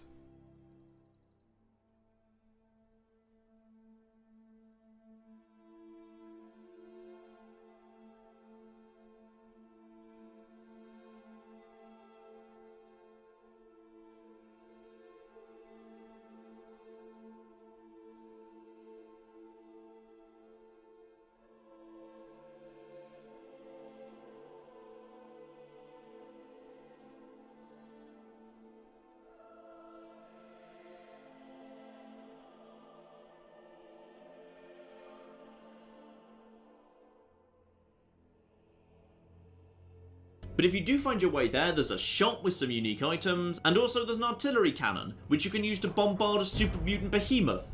And it's just hidden away as a little Easter egg. That's not an Easter egg, but sure. A reward for exploring. That's all well and good, but like... Again, you're doing that thing again, you're cherry picking. Hey, here's this really cool thing I found. Now let's go to the worst part. Let's go to the absolute worst part of the New Vegas area to show you the difference. That sort of hidden area wouldn't be possible if the city was just opened ruined blocks like in New Vegas, and it's why I think the metro tunnels actually have an important purpose. They also form part of another thing that I think Fallout 3 does well, arguably. I don't always read the super chat. I think sections where people like sit down and respond to super chats are make VODs just really unwatchable. So I'll watch them if they say something interesting, but I make no guarantee. A reward for exploring? You mean literally every single thing in the entire game? Yeah. Better than New Vegas, and that's a variety of landscape. Much of New Vegas takes place in pretty much one biome, rocky orange scrubland with cliffs dotted around to create natural barriers. It doesn't matter if you're on the south near Nipton, west near Good Springs, north of Vegas, or east by Nelson. The landscape is broadly identical, with the exceptions of the canyon that the Colorado runs through, which isn't really used for anything, and the tiny area in the mountains that leads up to Jacobstown. Fallout 3, meanwhile, has some... Are we going to talk about why this is? It's because Obsidian wanted to make a game that was accurate to what the actual Vegas area looks like, and it's very accurate to what the Vegas area looks like. There was no point when I was in the DC area where I felt like, oh, I'm in Fallout 3. This is like a Fallout 3 area. Like, even when I was on the National Mall, which is like the most obvious place where you can like, okay, I'm here. These are the landmarks. These are the points of reference. I still, like, the only place in DC where I felt like I was playing Fallout 3 was in the metro stations. Whereas, like, the entire time I was in Southern Nevada, I felt like I was in New Vegas. Like, no joke. Going north of Searchlight to Boulder City, I'm like, wow, this is like New Vegas really is like a scaled down version of the real thing. Like, if you kind of squint your eyes a little bit, you're like, oh, this is like the map that's in the game.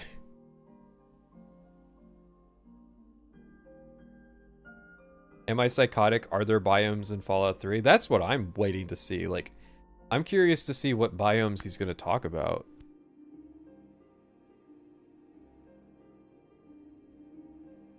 Some more distinct areas. There's the starting area, which is largely flat and open, and very similar to much of New Vegas. The DC ruins, however, provide a very different feeling. The collapsed buildings, narrow... That's not a biome. Narrow alleys, and maze of... Chat, that's not a biome. That's not a biome, chat. Okay? So there's an urban... Okay, so we've got flat and open in both games. And we have, you know, urban and kind of claustrophobic, which is also in both games.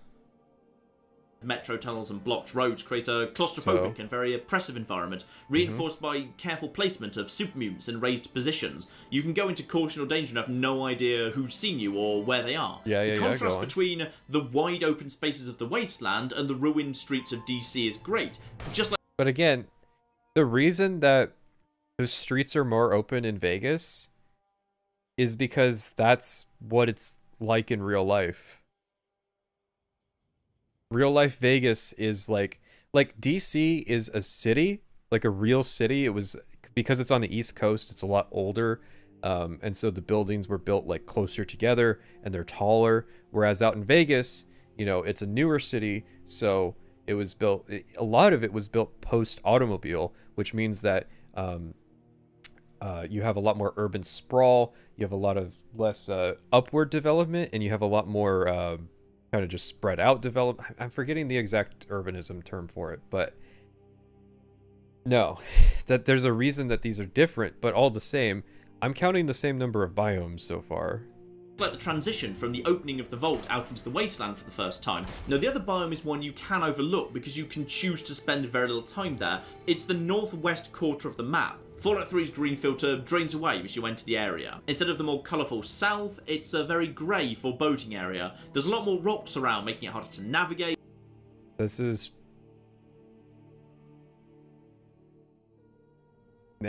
pretty much the same as like whenever you're near the center of the map in New Vegas.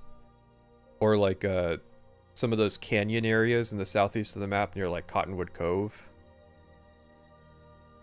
So are much easier to become disorientated in. There's also a lot more trees, but they're all dead. In fact, I'd say it's actually quite likely Bethesda would recycle this last idea in Fallout 4 with the line of black dead trees that marked the edge of the glowing sea and the danger therein. It's not Bethesda's best work, mind. Fallout 4 went on to do it much better with the glowing sea itself, the rainy marsh in the south, and Boston's verticality. Though I personally think Skyrim shines here. Stay on with topic. The beautiful countryside. Stay on topic. Folk Reefs Stay Forest, on the topic. misty canyon. Please, stay on topic here. We're making a point about Fallout 3's biomes because I'm trying to count. Canyons of the Reach, the swamps of Morthal, or the icy wastes of the Pale. But despite the fact it would be done better in future, I still think it is worth mentioning here, as it provides a bit of context that hopefully might make people think a bit more kindly towards an area that I've seen a lot of people dislike. So no, Fallout 3 is ugly and it looks the same everywhere. Just because, like, the rocks are a little taller. Emerge from the tunnels and run straight into a confrontation between two of the most important groups in the game, the Super Mutants and the Brotherhood of Steel. And that means... Wait, we're done with that was the biome section? That was the biome. So the biome section is him saying Fallout New Vegas looks the same for the most part, except it's different near the Colorado River and near Jacobstown, but those don't count for arbitrary reasons. But Fallout 3 is different because it has multiple biomes, and then the biomes he lists is flat open gray area, the DC metro area, and it's like, okay, if you're counting the DC metro area as a biome, then we have to count New Vegas's area as also being a biome. Like, what?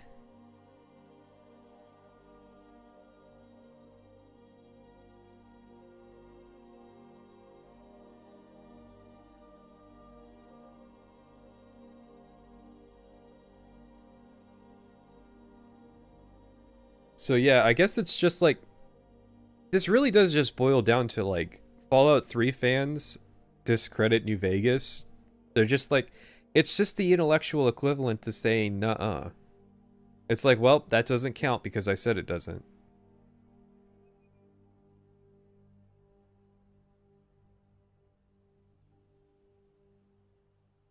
Now is an excellent time to discuss some of the big players in the story. No, you're telling me why Fallout 3 is better than I think. You're not doing like an analysis video. You don't have to follow the structure of the main quest. For the mutants, and I want to start by pointing out that Fallout 3 does a phenomenal job introducing the mutants. You see, down in the yeah, they're big lumbering dumbasses that are auto aggro and attack you for no reason. metro tunnels, there's a good chance you'll run into your first one. So far you've just been fighting ghouls and raiders, basically humanoid creatures of a normal size. And then you come around the corner in a smoky tunnel and there's a silhouette in the distance, blocking your path at the end of the tunnel of a huge figure. It's a hell of an entrance. Don't tell me how I feel. You don't know how I responded to this sequence. Do you want to know how I responded to this sequence? I would too, because I don't remember this happening. I don't remember this happening at all. I don't remember the first time I encountered a super mutant, because it's not a thought out sequence. It's just like, oh, there's a new enemy. Guess I'll shoot him.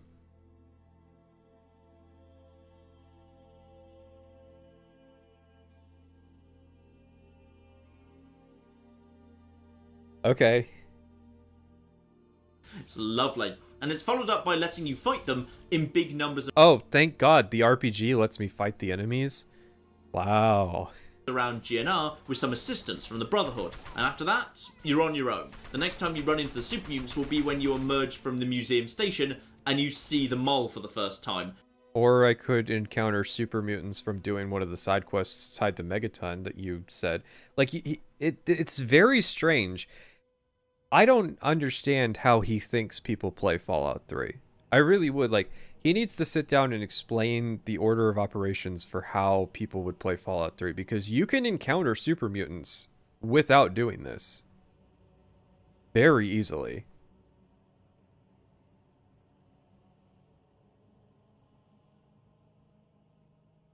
Converted into a battlefield with super mutants patrolling the trenches and fortified positions. It's just a great escalation of threats. Until you ask the question, why the fuck is there, like, trenches and a battlefield being... Like, who are these people? Why are they fighting this battle? Like, the second that you ask this question, this sequence just breaks. And then it's like, oh.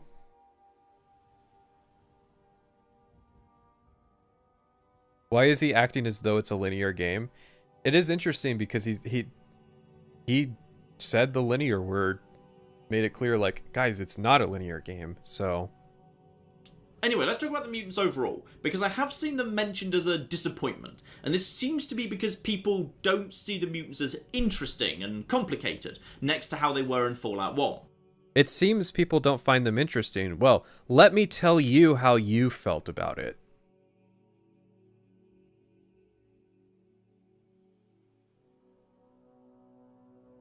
Just in case you've never played it, the original mutants were created as part of a plan referred to as the Unity. Humans will be converted to mutants because humans were unsuited to surviving in the wasteland, partly because they were just physically frail and vulnerable to radiation, and partly because they were constantly bickering amongst themselves. A single group of hardy mutants might have a better chance. It's a really great story for the mutants, because the Master has a point. We do repeatedly in Fallout 1 see different groups of humans fighting each other and struggling to survive in the wasteland. The mutants of Fallout 1 also aren't brutes. They have a plan, they have leaders, they have human allies who are helping them, they set patrols, they can maintain a military. This reminds me of the meme of, I jerk off to the same character that you do, but for more complicated and nuanced reasons.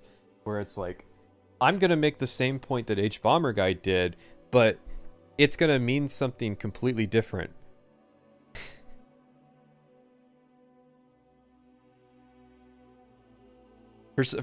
For somebody who's been shitting on the let's compare it to Fallout 1 thing, so like he's listing out reasons why Fallout 3 mutants suck, and then like saying, but here's how it's a good thing in Fallout 3.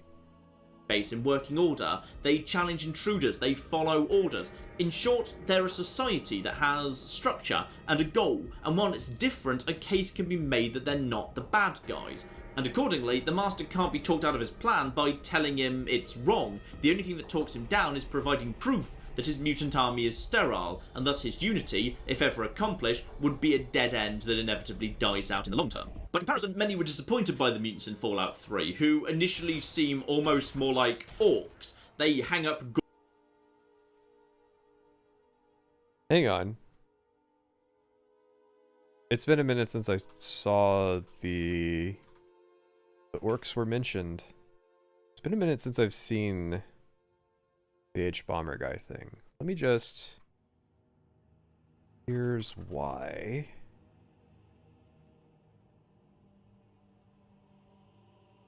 Oh, nope. H-Bomber Guy did it first.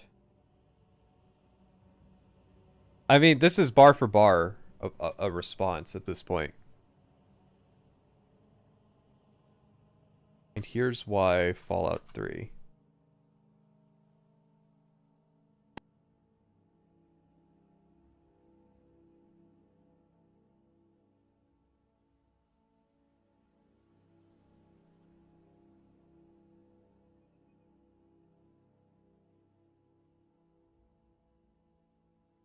Playing an ad. I already have YouTube Premium, fuck off. The mutants are orcs slowly to get along. In Fallout 3, the mutants are orcs. They run around killing people for seemingly no reason, They're dumb, they yell and scream about murder, they keep bags of human gore lying around. Guys, come on though. But this isn't a response, okay?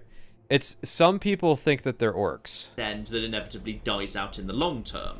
By comparison, many were disappointed by the mutants in Fallout 3, who initially seem almost more like orcs. They hang up gore bags. They yell short. I didn't even know that he was gonna bring up the fucking gore bags thing. Poorly formed sentences. They run at you screaming with a board with a nail in it. They don't seem like a society. They just seem like animals. And I think that interpretation is wrong, and that there's actually. Okay. I'm really looking forward to hearing how this interpretation is wrong. Please enlighten us. Is it gonna be that there is background dialogue that you can hear if you sneak in the orc dungeons sometimes, where they talk about having a master plan?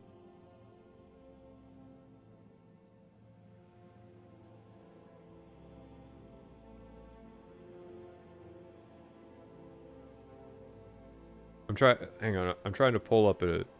Here we go.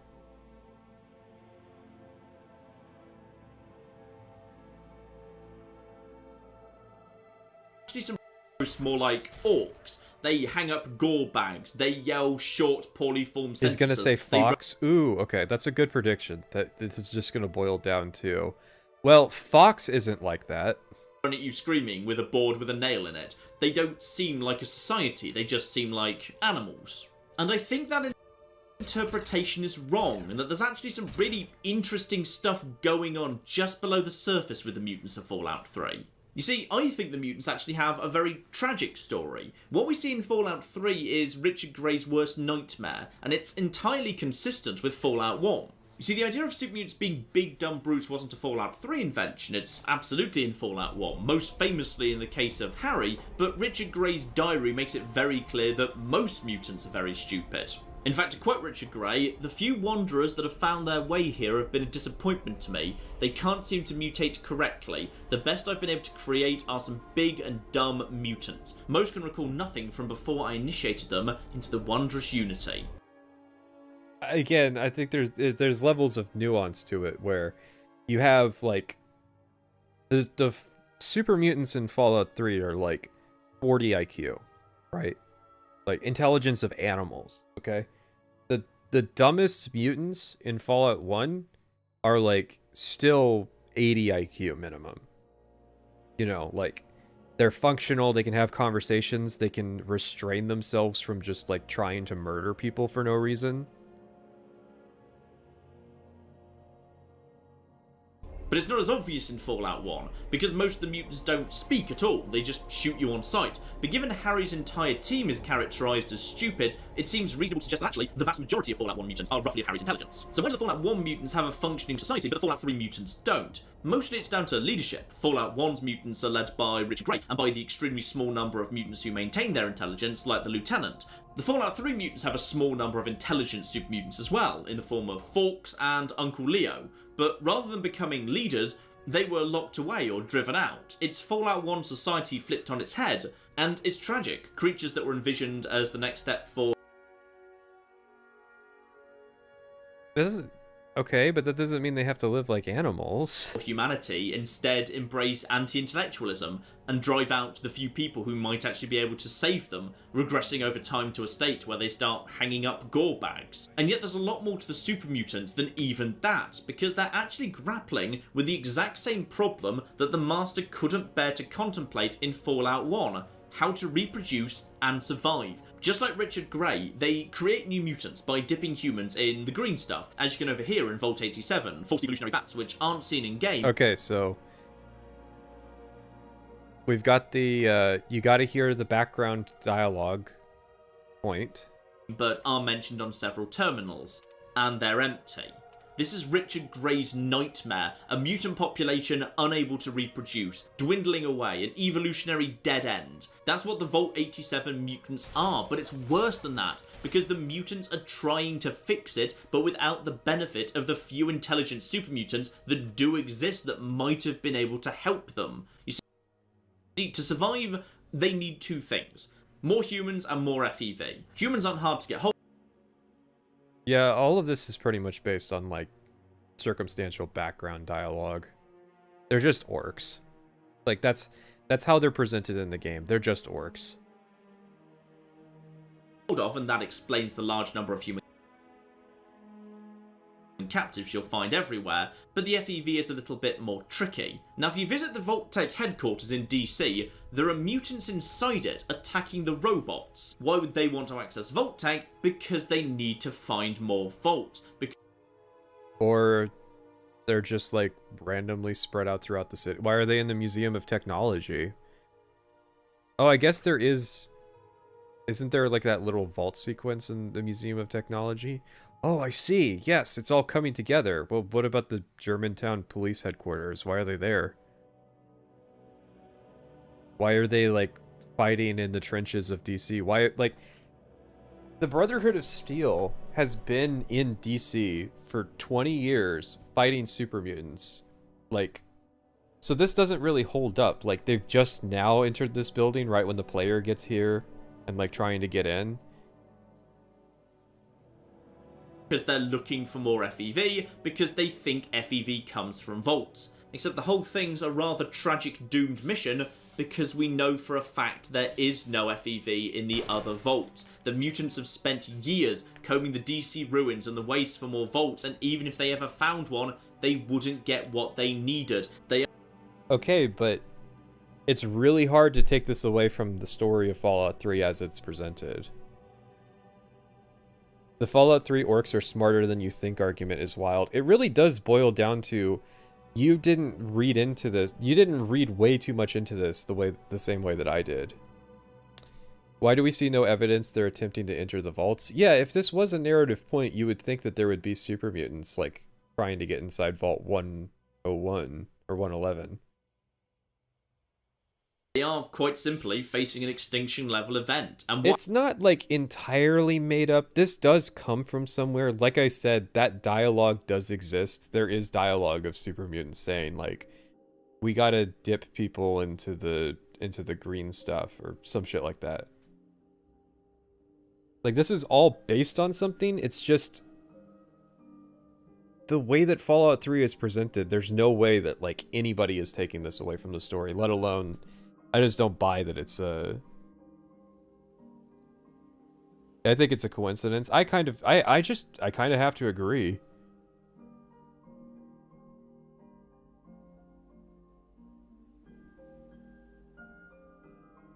Yeah, I think they added the mutants just because they're like kind of a staple of Fallout. He's also thus far ignored how much better Fallout New Vegas super mutants are. No, that was my take as well. It's just, you can't play the Jacobstown quest and then not walk away black-pilled about the Fallout 3 super mutants. Short of just, like, pretty much being in denial. What happens in Fallout 3 is irrelevant. Natural wastage would finish them off eventually anyway. I think, like, this video would be so much better if it was just him sitting down and saying, yeah, it's a flawed game, but here's the aspects where it works. Because you're not going to win along the lines of, like, actually the lore is really good. If you just said, like, I don't know, shooting super mutants can be fun, because it can be fun if you don't have broken steel installed.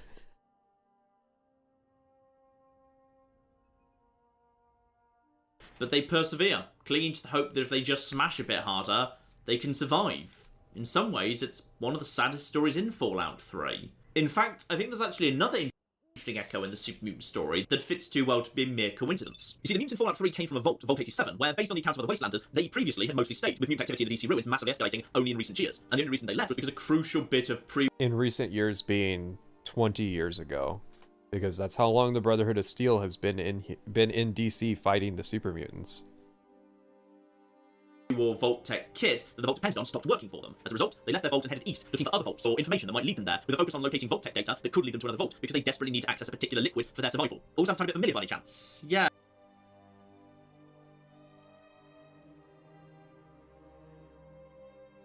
It's an interesting parallel, and I'll give him credit on this. It's something that Emil would come up with, but all the same, again, players have to be able to take that away from the experience.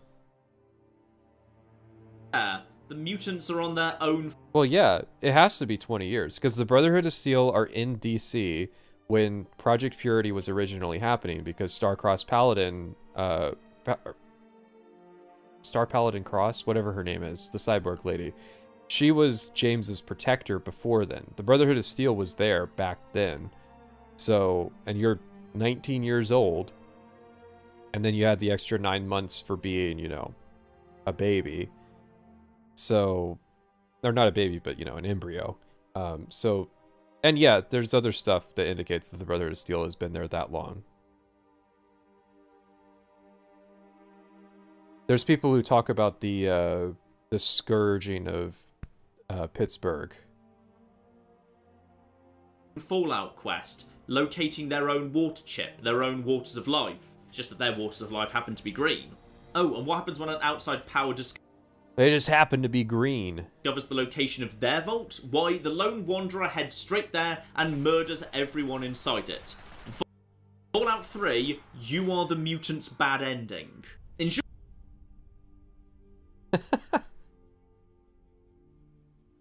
the super mutants are a lot more interesting than big dumb baddies. So let's move on to the other side of that coin. This is an interesting asset because there's concept art that this was supposed to be what James looked like at a point in the story. So the best guess I have is that the original pitch of this was that, like, James injected himself with the FEV in order to access the GEC in Vault 87, but it failed, and they made this model for him, but then decided that, like, they weren't gonna use it for him. Which is kind of a shame, because that's way more of a sacrifice than what happens in the story.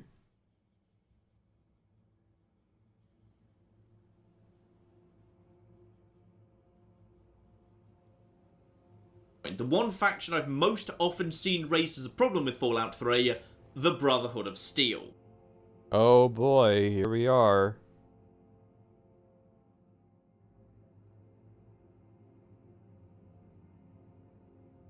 $3.56.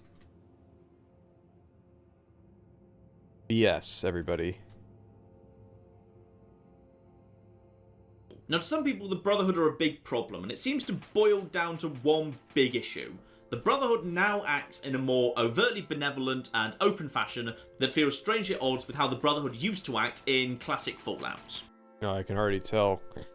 This section is going to be a bundle of fun. Can I just skip it? I feel like I can just skip it. Right? This is just going to be like, hey, I found some examples of the Brotherhood of Steel not being dicks in the previous games, so that justifies the heel turn. And actually, if you read into this thing, then they were dicks in the pit, and that caused them to reevaluate their beliefs, and that they've evolved into being a good faction.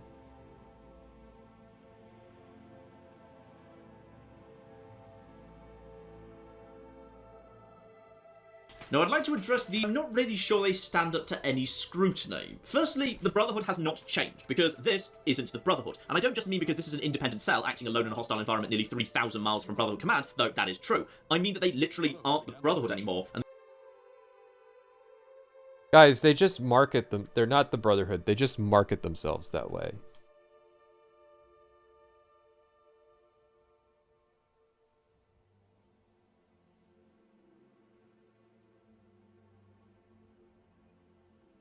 Okay. the game explicitly says this. Lions directly refused orders, and so the West Coast cut us off. No communications, no reinforcements.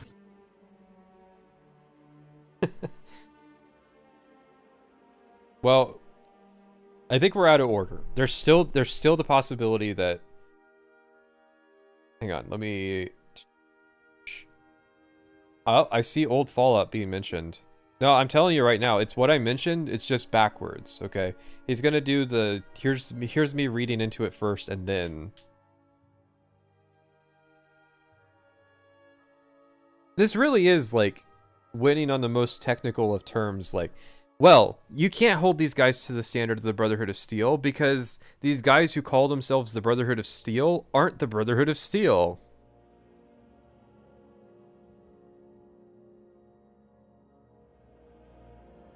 What in this video do you plan to use if you don't like it this much? I mean, I could use pretty much anything. This Brotherhood of Steel point is really funny because there's no guarantee that I'm going to use anything from this video, but this is like a really fascinating insight into the mindset of like the perpetual Fallout 3 defender, because the Brotherhood of Steel bullshit that's in Fallout 3 is being defended on the premise of, they're not actually the Brotherhood of Steel. And so it's like, now I gotta like reevaluate my Brotherhood of Steel section and think, okay, so the way that Fallout 3 fans justify all of this is that this faction that's called the Brotherhood of Steel wears the exact same armor and still practices 90% of the same beliefs isn't the Brotherhood of Steel. This is really dumb. He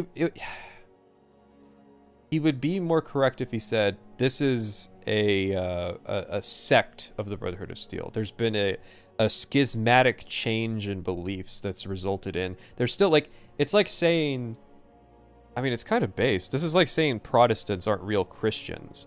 You see, after Martin Luther did the big cringe, they became, you know what I'm getting at? This is a really funny way to make this point. And in case that was too subtle, they even added in the Outcasts, a faction that left specifically because Lines was... Hey, if there's any words that go together, it's the Outcasts and subtle. Because it's very easy, like, the first time I played Fallout 3, I didn't know that these guys even existed. Like, legitimately, because I just followed the main quest. So I never ran into these people. I never knew they existed the first time that I played this game. It was only on later playthroughs when I started, like, exploring the open world that I even knew that the Brotherhood Outcasts exist. And that just raised more questions. Wasn't following standard Brotherhood operating procedure. This isn't some lazy retcon. This is a small group that in one particular time, in one particular set of circumstances, made the choice to be something slightly different. And they've had to accept the loss of their friends and being ostracized from their own order to pay for that change. Though let's actually examine how much has changed in Lines Brotherhood, because I think that's massively overstated. I just don't care. I just don't care. I don't want to hear about the Brotherhood of Steel. I really don't. How the fuck does Caesar come up? God, we gotta watch this to find out how fucking Kaiser comes up in this section. You see, older Fallout fans will probably expect the Fallout 3 Brotherhood to lock themselves in a secure location which they refuse to allow you access to, but that's exactly what they do. Just like in Fallout 1, they occasionally send out kill teams to hit super mutant positions if it's advantageous to them, though being slightly more open than previous iterations of the Brotherhood, they still treat outsiders with suspicion and disdain. Is this the idiot who were ambushed? And there's also just a weird little coincidence.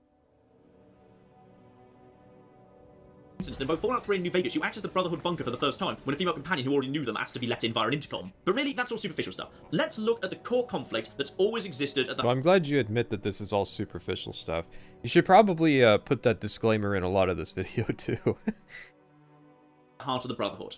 Is isolationism good or not?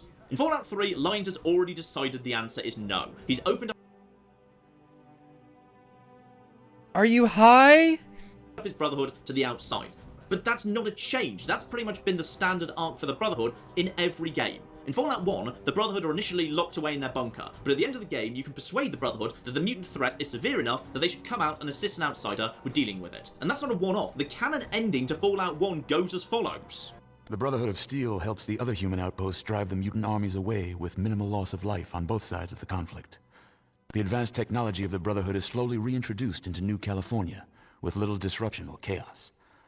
The Brotherhood wisely remains out of the power structure and becomes a major research and development house. Reintroducing technology and acting as an R&D house. In fact, their arc is pretty clear. They start off as isolationist hoarders, learn that's a dead end, and thus become more open to engaging with the world, albeit from a safe distance. In fact, Fallout 3's Brotherhood fixed that end pretty much perfectly. They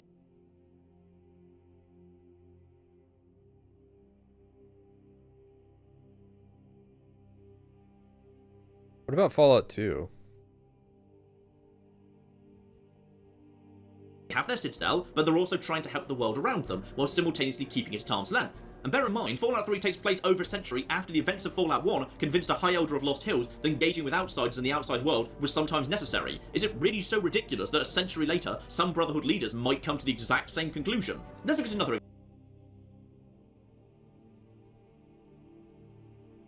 example. In New Vegas, the Brotherhood cell we meet are militant isolationists, who lost a war that they started because they were so desperate to control technology, and who happily strap bomb collars onto outsiders stupid enough to try and break into their bunker. And our Brotherhood companion Veronica stresses that they'll die out. And their High Elder agrees, but refuses to change anyway. If the Brotherhood in New Vegas stick to the old ways, they are destroyed by newer powers. One of the only ways for the Brotherhood to survive the end of New Vegas is for them to open up, start showing interest in the outside world, engaging with other groups, and allying with the NCR. In fact, a constant idea in Fallout is that a closed-off Brotherhood cell must open up or it's dying out. Lion's brother didn't even go that far with their experiments. They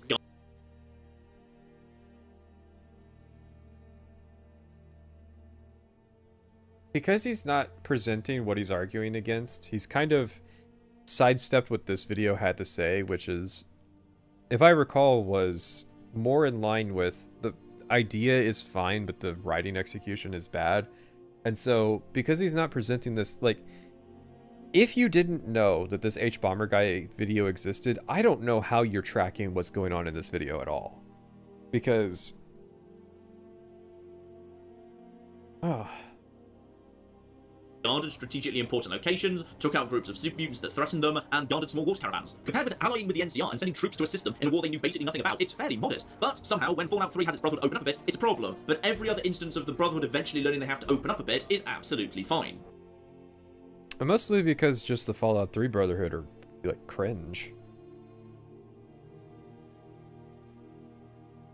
I always thought it was weird that in Fallout 2 they're on the decline, then in Fallout Tactics they have multiple airships, then in Fallout 3 they're implied to have a large power base back west. Yeah, no, the Brotherhood of Steel are, like, throughout the series, a very poorly written faction. Like, the Fallout show bringing them back is just so fucking funny.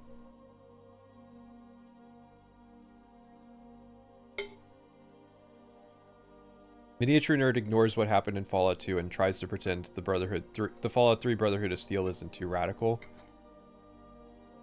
Yeah. Because, like, he's presenting it like... well, because he started this section with, actually, they really are super hostile, and it's just, like, it's lions being annoyed. And then, like, they're still way too friendly.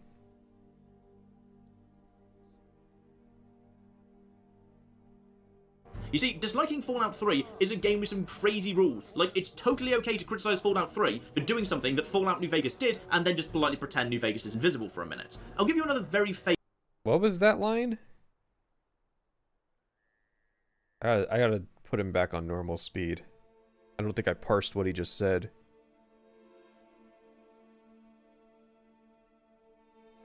Did you know that the karma system in Fallout 3 is a reflection of James's worldview imposed onto the player?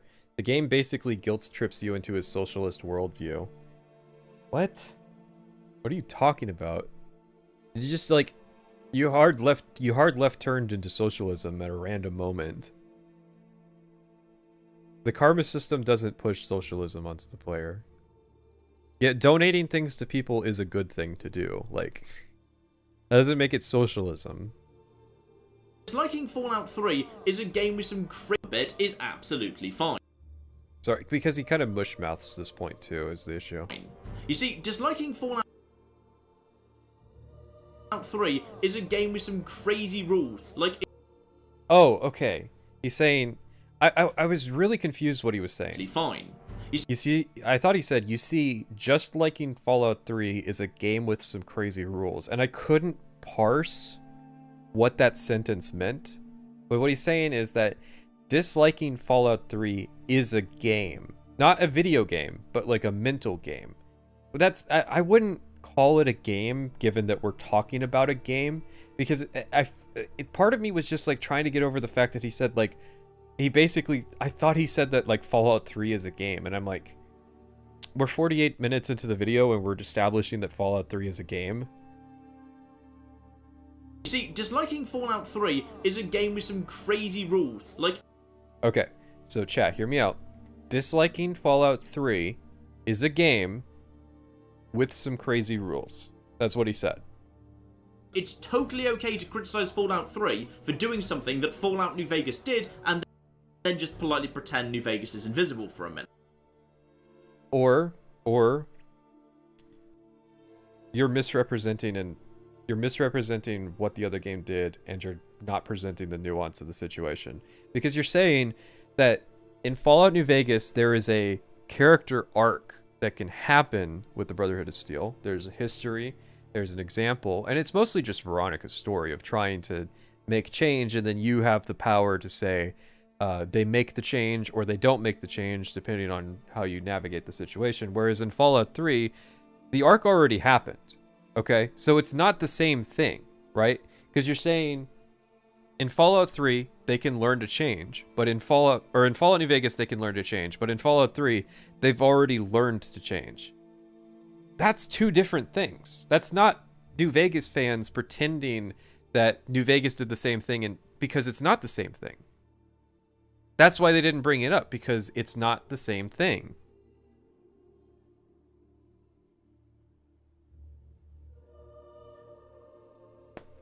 Hey, read the description. Politics were supposed to be in their own dedicated section before the video started.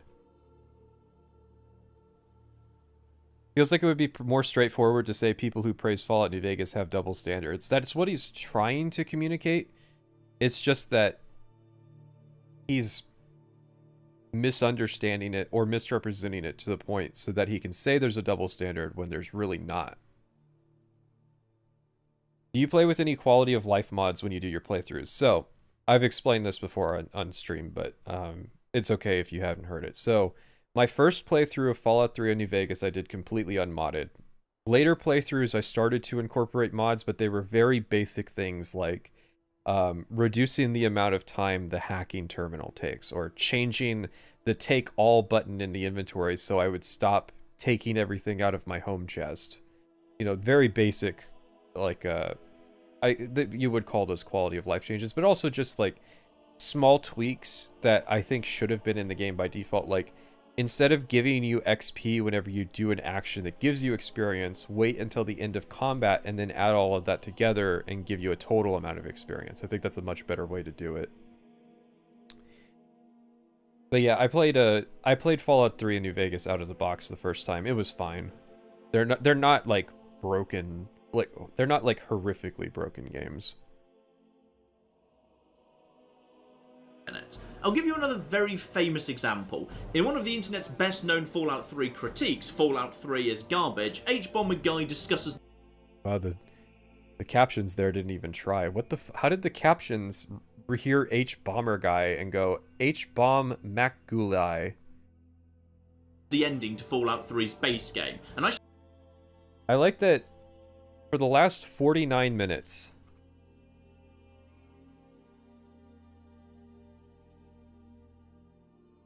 Finally.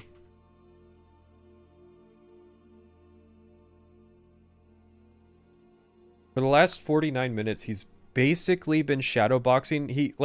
I think he mentioned that H-Bomber Guy exists when he was talking about what he watched, but for the most part, this man's been going bar for bar, like, countering points that H-Bomber Guy made, and then, like, not even acknowledging what the original point was that he was arguing against, so that he could establish a straw man and fight an imaginary version of it. And then finally, we have reached a point where he might actually, because I'm going to say he might, because I don't know if he is going to, he might actually acknowledge a point from the original video and not like an interpretation that's gone through a lens.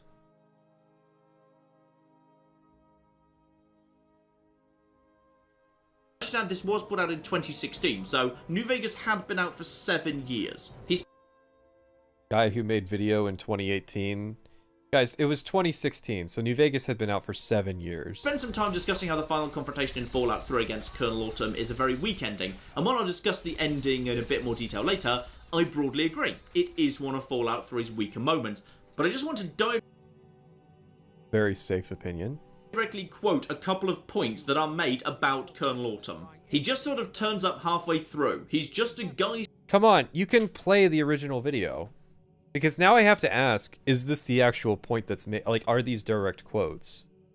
standing there saying, well, I guess it's time for us to fight now, and in the space of 3 lines of dialogue, you can talk him down, and he just walks out.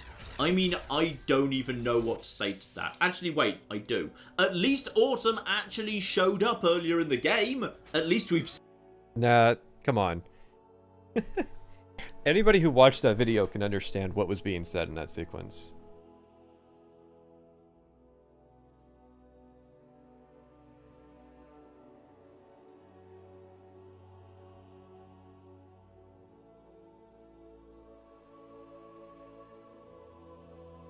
No, okay, he completely misunderstood what was said.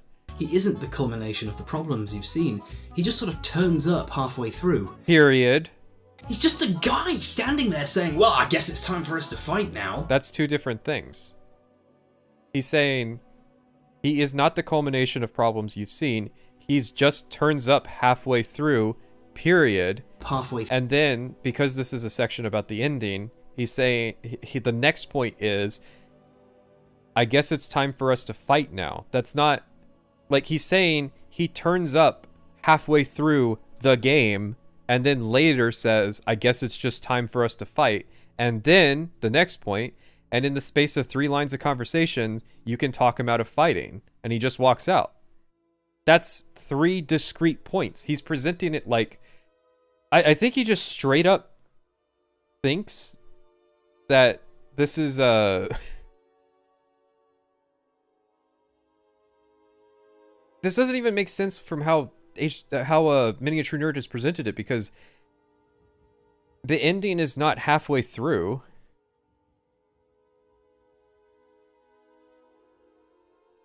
Ending in a bit more detail later, I broadly agree. It is one of Fallout 3's weaker moments, but I just want to directly quote a couple of points that are made about Colonel Autumn. And this is why you could tell, because it would be very easy for you to just play the clip, but if he played the clip, he would look bad, because the clip doesn't say what he later says that the clip says. He just sort of turns up halfway through. He's just a guy standing there saying, well, I guess it's time for us to fight now, and in the space of 3 lines of dialogue, you can talk him down, and he just walks out. Okay, so that's how he presents it. Here's how it video itself. He isn't the culmination of the problems you've seen. He just sort of turns up halfway through. He's just a guy standing there saying, well, I guess it's time for us to fight now. And in the space of 3 lines of conversation, if you pass a speech check, you can talk him out of fighting, and he just fucking walks out. Colonel...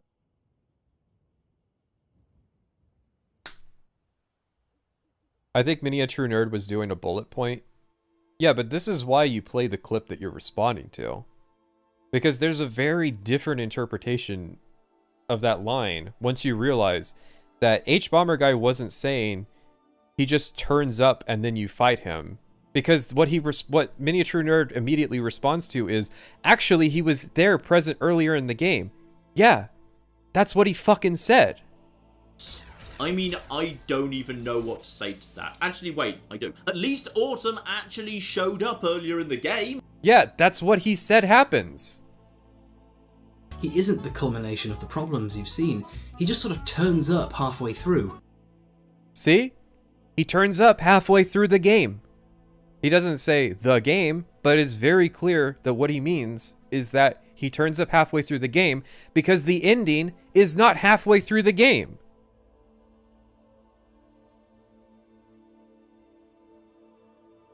At least we've seen him before. At least he's actually done something against me and against my family. At least some effort was made to show, not tell. Lanius is literally some guy who we've never met before the final confrontation. All we know is some vague stories about how me...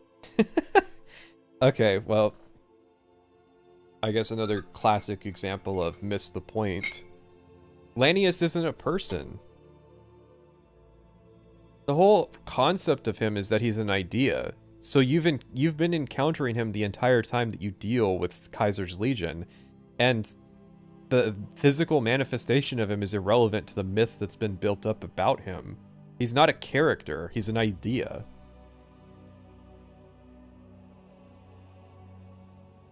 He is, but Ulysses even specifically mentions it might not be the same.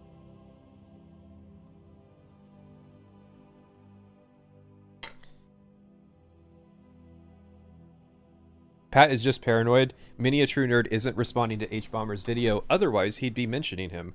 Bro, point for point, down to some of the same exact word choice, he has responded to H-Bomber guy's points. That's like, throughout the Vault 101 sequence, that is like sentence by sentence, paragraph by paragraph, a response to like the first 20 minutes of this H-Bomber guy video.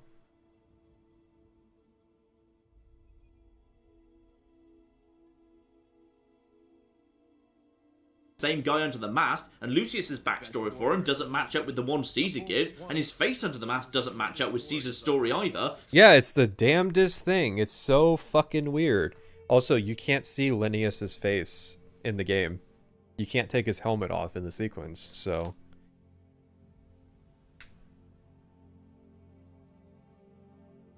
If you make the point that he's not a character but an idea in your video, I beg you to use the Suicide Squad clip of the Joker. I'm an idea. I'm not putting the Suicide Squad... I'm not putting Suicide Squad in my Fallout video. So basically Lanius is just some guy who may or may not have done some bad stuff in the past, but some of it was probably someone else who was just wearing the same hat. Oh, so he does understand it. Yeah, that's the point. He's not a person. He is the manifestation of an idea. And as for talking him down, at least in Fallout 3 it vaguely makes sense in context. Consider Autumn's position. He's already lost. He's already lost. Giant murder bot standing outside. There's a giant army of murder robots standing outside his camp. Raven Rock is destroyed. His the Legion camp is destroyed. President is gone. If Kaiser is gone. Someone persuasive enough offered him a chance to walk away, why wouldn't he? If someone persuasive enough offered Lanius a chance to walk away, why wouldn't he? Hello? This is a crazy section. Because it's predicated on one, completely misunderstanding the point of Lanius's character in the story, and then two, disingenuously, like, arbitrarily coming up with a reason like, oh, no, Lanius is supposed to be just like an unreasonable person who would, like, just insist on being a barbarian who fights to the death. Like, he's disappointed that Lanius isn't a Fallout 3 super mutant. Is Lanius being a myth the popular take? I always thought he was most definitely real. Bro, you believe Kaiser's story that they conquered a tribe and there was a most savage man and, like, it took like 300 legionaries to take him down, and his face got fucked up in the battle, and then Kaiser offered him a mask, but in exchange, all Lanius wanted was to kill all of the men in his own tribe to get the mask to cover up his fucked up face. You believe that story at face value? No, of course, that's a fucking myth. That's Kaiser coming up with a mythos for his recreation of Rome.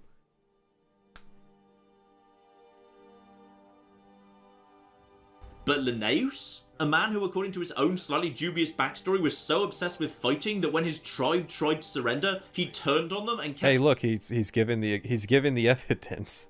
Fighting beyond the point of mutilation? A man who Caesar specifically says has no love for the Legion and is just a butcher who is personally loyal to Caesar alone. He is going to back down when faced with the argument that California is a bit big, so it would stretch the Legion to hold it. Yeah, sorry, I'm not convinced he's the sort of guy who gets convinced it's better to play it safe than risk conquering too much. Yeah. Yes. I don't see what you're struggling to understand here, other than you just don't understand what the character... Even mechanically, I think Autumn's surrender actually works better, because Fallout 3's speech system utilised both charisma and speech skills, and that meant that you couldn't just shove skill points into speech, you actually had... This is too complicated a thing to cover in 2 sentences.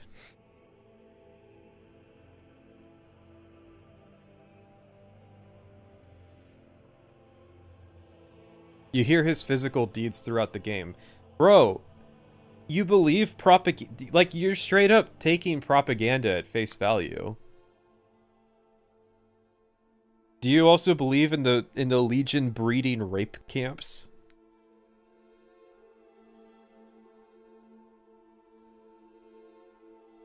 Do you believe every person in the NCR is high on chems? I mean, like, you're buying into the propaganda hook, line, and sinker. Lanius is a real person. He represents a real thing. Like, he is going into battles and fighting. But Lanius is the mask. It's not the person who's wearing it. I'm gonna be real, in this world with flying robots and super mutants, and a DLC with a guy who survived being on fire and thrown into a canyon, I fully accept Lanius being a guy. It's a reverse realism. It's the reverse realism argument. Skyrim is now host to flying lizards and talking cat people. Yeah, I'm a dog. Had to be a charismatic individual as well, and even then, you could fail. So wait, he realizes the Kaiser's story is untrue and contradictory, but he views that as a failing of the game when Lanius does not live up to the mythos raised by Kaiser. Yeah, that's my point. He doesn't understand the story, and then he's like he's decided that like this is an equivalency. The bit about him beating a failing unit, I never thought it was something to Mr. New Vegas being fed propaganda.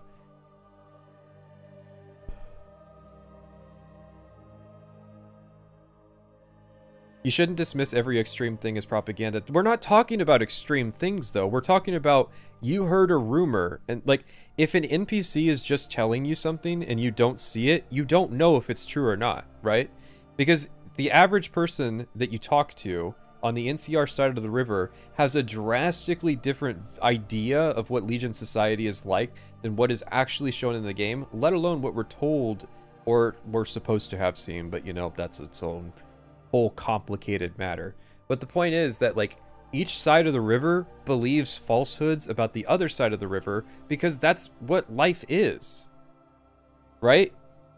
If you're on the Ukrainian side of the war, you've probably been given this idea of Russian people that isn't accurate, but you still believe it because that's the propaganda. And likewise, the Russians, like the Ukrainian people probably believe that like Russian people just like, you know, beat down LGBT people on the street. And then on the Russian side, it's like, oh yeah, the Ukrainians, yeah, they fuck each other in the street.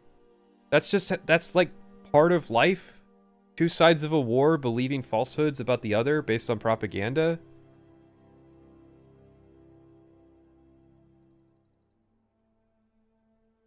But in New Vegas, my most common build is Charisma 1 Speech 100, a person so lacking in charisma that Doc Mitchell mutters I must be suffering from frontal lobe damage, and even then I can talk down the Butcher of the East. Well, you see, if you're Charisma 1 Speech 100, then you defeated them with facts and logic. Hang on, I've got a picture of who oh no, hang on. I've got a picture of who I hate this picture, so I'm going to use it. Of who Charisma 1 Speech 100 is. This is a guy. He's real. He exists in our world. Here you go. This is what happens when you have a Charisma 1 but a Speech of 100. When you know all of the debate tactics and tech and like ways to destroy conservatards with facts and logic, but you're not very charismatic. You're pretty much just Destiny.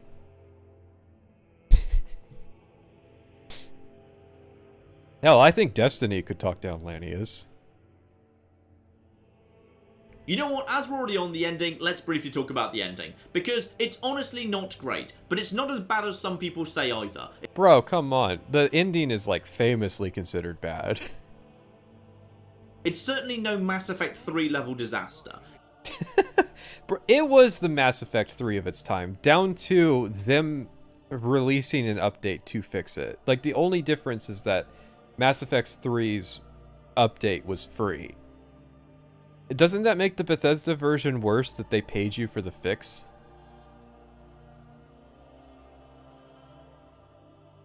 In fact, I see the idea they were going with, it's just the execution that doesn't quite work. You see, there's an early idea introduced in Fallout 3, right in the intro. He literally just said that it was awful. Yeah, well, it's like it's a criticism sandwich, you know. He did the same thing earlier with the Metro Tunnel. I'm not going to say it's great, but it's cunning and it's clever and it's serving a very practical and functional purpose, and it's actually really fun. And it's like, this is the same thing with the ending. He started with, now I know that this sounds bad, but Lanius sucks, and here's why Fallout 3's ending is good. It was here you were born. It is here you will die. Hang on, why is this point being brought up? There's an early idea introduced in Fallout 3, right in the intro. Okay. Sorry, this threw me for a loop because this is a big part of my coverage of the intro of like, hey, so this was a lie from the narrator, so this draws into question a lot of what the narrator at the start even has to say, because he straight up lies about this, unless, you know, there's some really weird set of circumstances where, like, the lone wanderer ends his story by, like, sticking his head inside Vault 101 and then blowing his brains out, so he technically dies in Vault 101. It was here you were born. Which is that is an object lie, though. Like, you can technically fulfill the you will die here, but you were not born in the vault. It is here you will die. And following straight after that, Fallout 3 uniquely begins with your birth, so it really wasn't that surprising that the game chose to end with your death. The problem wasn't the idea, it was the contrived circumstances. No, it's the idea. It's the idea 100%. This whole Alpha and Omega meme is stupid.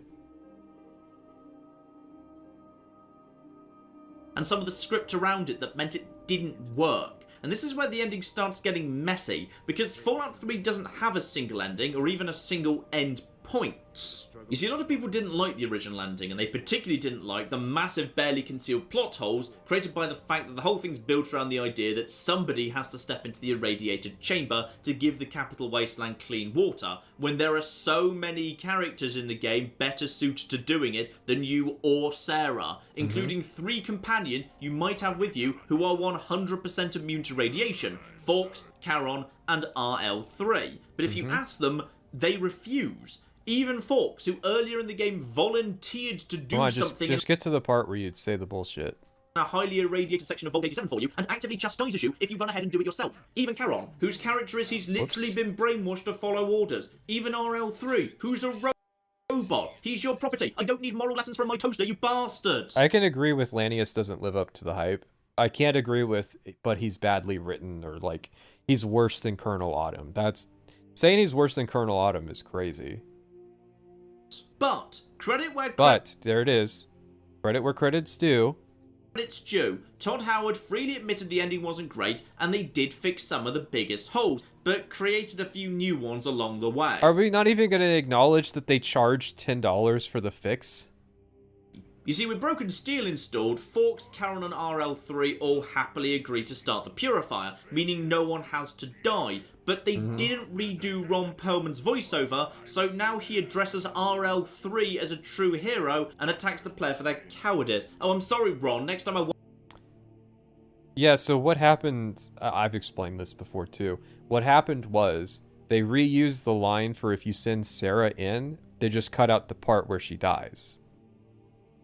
Won't come up with a scenario where the entire wasteland gets clean drinking water and nobody has to die. Hey, and you are a coward, because technically if you have Broken Steel installed, nobody even is gonna die. So you really were a coward. Broken Steel also adds the fact that you can survive the ending of Fallout 3, so you can do a bunch of post-endgame stuff with the Brotherhood. But even if you do go on to survive after choosing to step into the chamber yourself, Ron Perlman still narrates about your noble sacrifice and how this is the end of your story. And then you wake up and there's more story. Was Ron Perlman just busy that week? Because it really feels like they should have got Ron Perlman back in the recording studio. It really is more like there shouldn't have been an insight at all, but, you know. I think you can see why this is a bit of a messy ending. And that's not the issue. I'm quite sure how I feel about it, because it's pretty clear the original intended ending was for you to step into the Purifier, and that be it. The game starts with your birth and ends with your death, with the alternative ending being you just walk away, which will be fine too, because Fallout 1 ends with you just walking away and that's it. In short, the DLC adds in a different ending, which resolves some of the most blatant issues of the original, and adds the post-game roaming that some people angrily condemn Bethesda for not including in the first place, despite the fact there was no post-end game at all in Fallout 1 or New Vegas, but obviously no one minds that. But it... Oh, man. That's a funny thing. That's just a funny point. You know why people... Okay. He's completely sidestepped the part of the issue is that you're really hardly railroaded into doing Fallout 3's ending in a way that you're not with New Vegas. And that New Vegas has a more kind of better culmination of an ending. And also, in development, they intended to have New Vegas be playable after the Battle for Hoover Dam. And some of that dialogue is in the game. It's just that they didn't have enough time to develop it.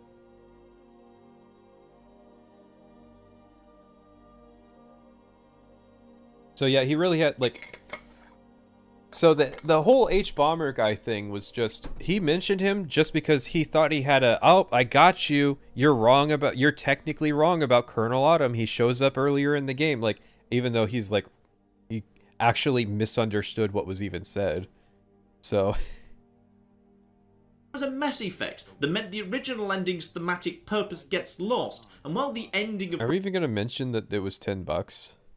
Broken Steel is a lot better in terms of gameplay and gunplay, I actually kind of prefer the original, at least conceptually. Anyway, where were we? Yeah, sure, conceptually it's fine, but in terms of execution, it's awful in pretty much every way. For starters, the fact that you're railroaded so hard into doing it in the first place. If Fallout 3 didn't have the issue with the companions, and it ended the way it did, but there were many organic points for you to step off, go do side content, and then, like, once you've exhausted all that, conclude the game, and that was how it ended, it probably would be fine. GNR, good. And one thing particularly worthy of note... Why did he just randomly say GNR good? That was a weird place to come back. Anyway, where were we? GNR, good. And okay, so where are we? GNR, good. What a weird, like, attempt at a transition. Why were we talking about the ending? You are the master of how this video is structured. Why are we going back to GNR? Let's just not go back to GNR.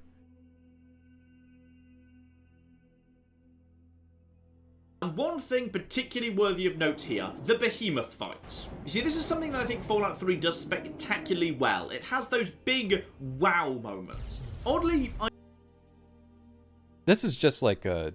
You clearly have different standards, but go off. I often see this listed as a criticism, mostly phrased as how games are becoming more cinematic and thus more like films and thus more linear. And that can be true. In fact, there's one bit of Fallout 3 I won't be trying to defend that totally falls into that trap. You will defend it later, though. Let's be real. The March of Liberty Prime.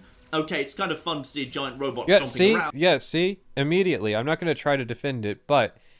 Here's some defenses of it. But he completely overwhelms the gameplay, as you can basically just follow him. There's no need for you to actually get involved. Plus, he frequently bugs out and gets stuck. On 3 separate occasions when I was trying to record this footage, in fact. But mostly, I don't feel that criticism really applies to Fallout 3. It has big spectacle moments, but for me they really just help to elevate certain quests. Oasis, for example, isn't actually a great quest. It's just a cave with some Mirelurks to kill. But the beauty of Oasis next to the rest of the wasteland, and the beautiful visual design of Harold in particular, bent over, his arm rooted to the ground, the bulging single eye, the mouth pinned open by tree bark, that all makes it work.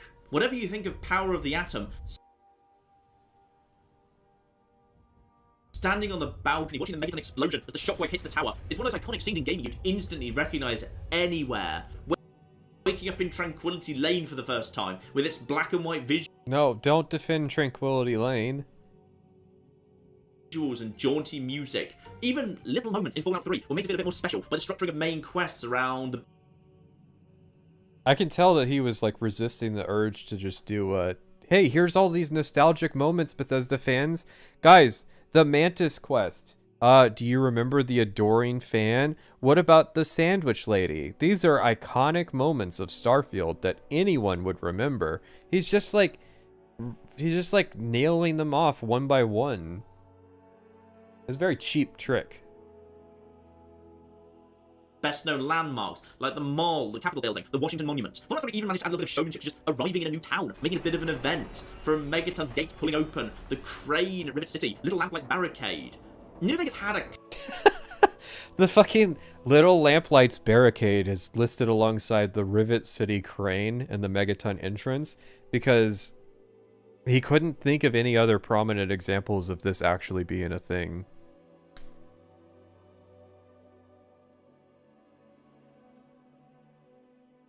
Couple of these moments too, like the statues at the entrance to the NCR outpost or the barricade into the strip, but too many towns you just walked in.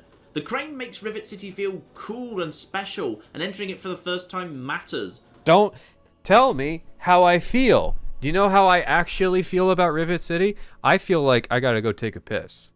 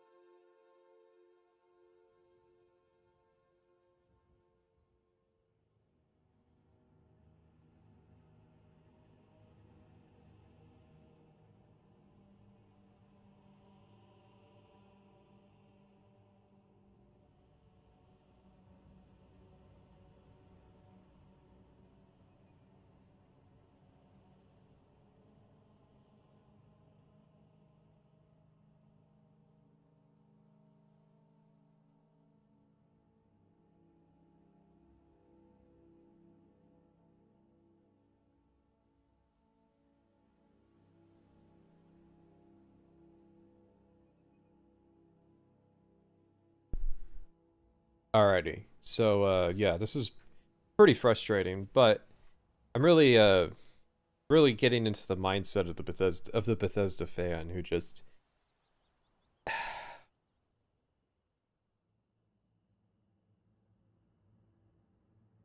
what is the academic way to describe soy jacking out about poggers moments? Is there a term for that? Is there a way to cover that topic without saying that combination of words? Yeah, I'd rather not use the... I think that it would be a bad idea to use the term bugthestard, and not even from like a monetization perspective, mostly from a...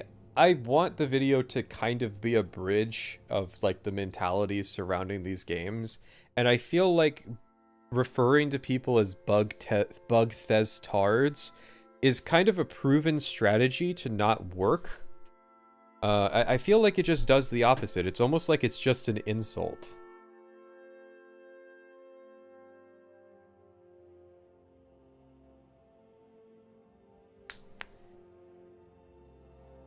McCarran in New Vegas is technically a lot more important. It's the headquarters of the biggest faction in the Mojave. It's home to multiple questions. It's not the headquarters, it's just a military base. The headquarters is the embassy.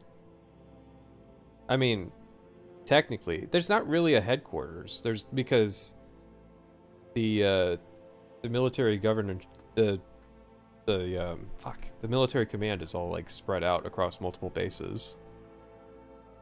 Quest givers are named characters, and you enter it through a gate that's got a sign over the top of it. I mean, all you're proving is that you fell for the cheap spectacle of the Megaton thing.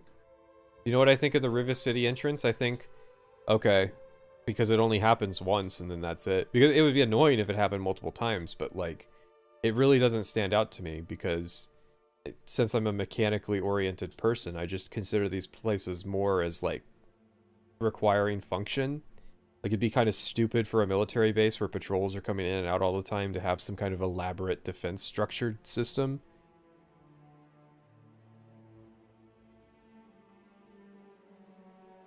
Yeah, style over substance, I think, is the way to kind of describe the point here. He's very much like they jangled the keys with the Megaton entrance, and so he's like given tons of credit to Fallout 3 that it really doesn't deserve. There's just nothing exciting there, just walls stretching away in both directions. Well, okay. How about the entrance to New Vegas? I always remember, you know, there's the guy that runs past the robot checkpoint and they shoot him. That's one where it's like it's not inconvenient to the player, but it is like it establishes a very clear tone to the area that isn't just here's our cheap gimmick for like how people get into the city.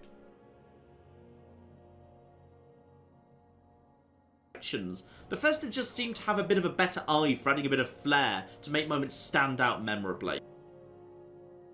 Yeah, just ignore the details of it. Like, how does the Brotherhood of Steel have a fucking airship?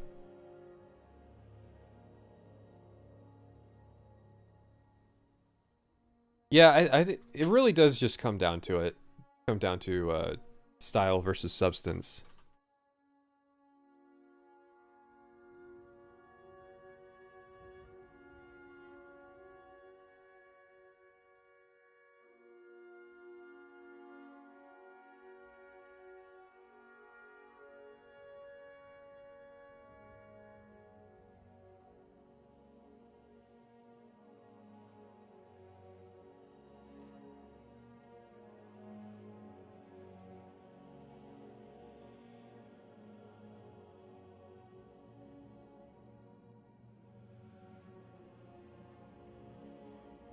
And speaking of Fallout 3 and showmanship, the game's next destination is the Museum of Technology. Personally, I think this is a great little dungeon, a blend of interesting, unique rooms, combat, story, atmosphere, and rewards for exploring. Dig around the early rooms through the ruins and you can find multiple stealth boys. Perfect if you fancy sneaking in and out without violence. There's also some lovely dark humour in the area, with the halls of today leading to nothing but collapsed rubble, and some quite tragedy with the Wright brothers' plane just lying smashed on the ground, and the exhibitions talking about mankind's glorious technological future.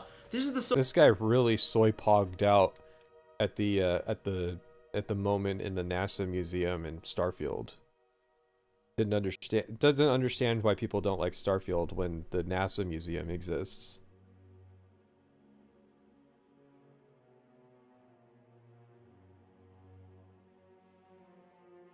Sort of quiet, atmospheric storytelling that Fallout 3 does really well. And speaking of that, we proceed through the Vault-Tec exhibition, which I absolutely love because it's dark, there's blood smears, the old exhibitions flicker to life, and you sneak around the corners waiting for the ambush, which never comes. We'll discuss this in more detail. Why are you telling me that I'm waiting for the ambush that never comes?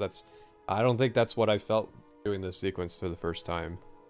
This really is a lot of like, you're being like, for somebody that's telling me, like, you gotta think of how it makes you feel, you're also, like, simultaneously really telling me how I feel.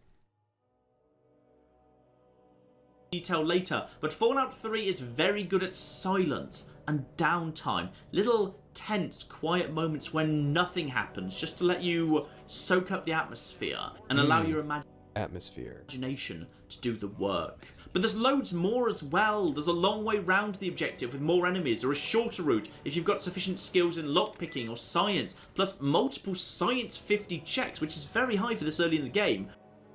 One of which lets you turn the turrets. So you admit that you're, like, kind of pretty much pushed to do this early in the game. He is the person Bethesda writes emotional story beats for and expects others to feel the same. I really think that is what it boils down to, is you had a lot of people who kind of fell into this mold and then, like, gained self-awareness after people started criticizing these games. But you have, like, this small segmented core who heard the criticism and said, I refuse to change how I feel about this. And so I'm going to like double, triple, quadruple down that this is good. On to assist, providing an alternative solution for those who invested in science over combat skills. There's a weapon locker with some powerful specialised pulse grenades hidden behind either a lock 75 check or a well-hidden gun locker key, a secret area with a skill book if you're paying attention to the rocket exhibit, and an entire unmarked subquest if you go digging through all the terminals, which ultimately leads to the unique Chinese assault rifle, which is very powerful, but only as a reward for players who look into all the lore. Now that's a great dungeon, plenty of combat, but plenty of ways to avoid it as well if you're sneaky and skilled enough to do so. But it also leads me to a question I never even thought about until I made this video. I know this is a bit of a tangent, but why doesn't New Vegas have any real dungeons? I mean, because Obsidian just doesn't. The designers at Obsidian really didn't like the gamified aspects of doing dungeons. They preferred narrative sequencing over a traditional thing. It's just the answer comes down to because Obsidian was like a BioWare clone company, not a Bethesda clone company, and so the Bethesda formula is the dungeon crawler. That's why it has dungeons. But no, he's right. There's not really dungeons like there are in Fallout 3 in New Vegas. There's a few sequences like it, like the occasional vault, but for the most part, Fallout New Vegas, you don't really treat it like a dungeon crawler. And that's because it's a BioWare clone.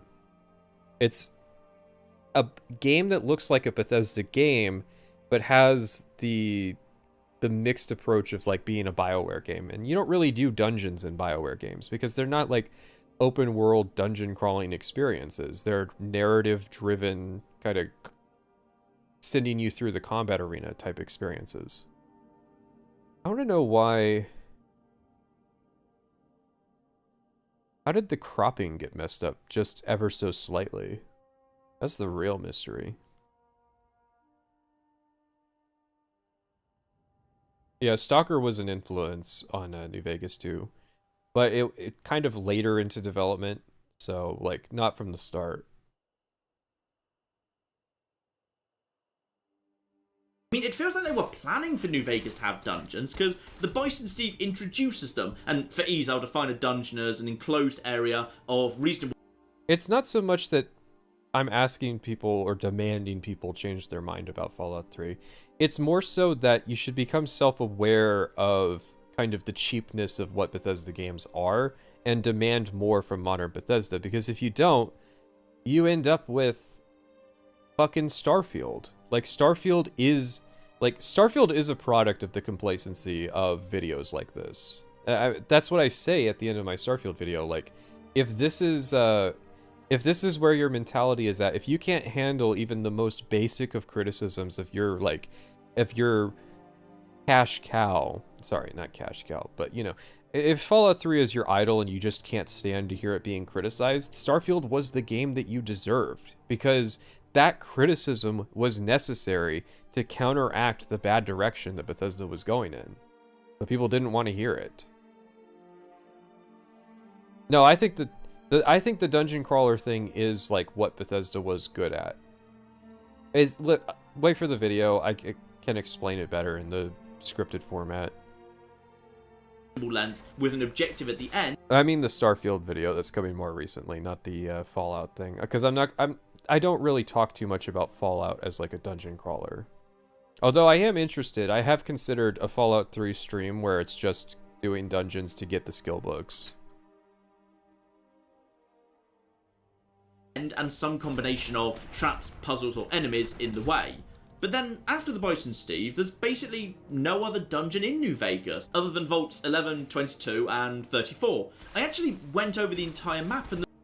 I mean, no, it's not, that's not quite right. There are dungeons. The issue that you're identifying is that you think they're not dungeons because they're full of enemies. And you can kind of tell this with people who like obviously refuse to play Kaiser's Legion, that like when you play Kaiser's Legion, a lot of the game area turns into more dungeon content. So you're supposed to treat like the Powder Ganger prison as an example as a dungeon area.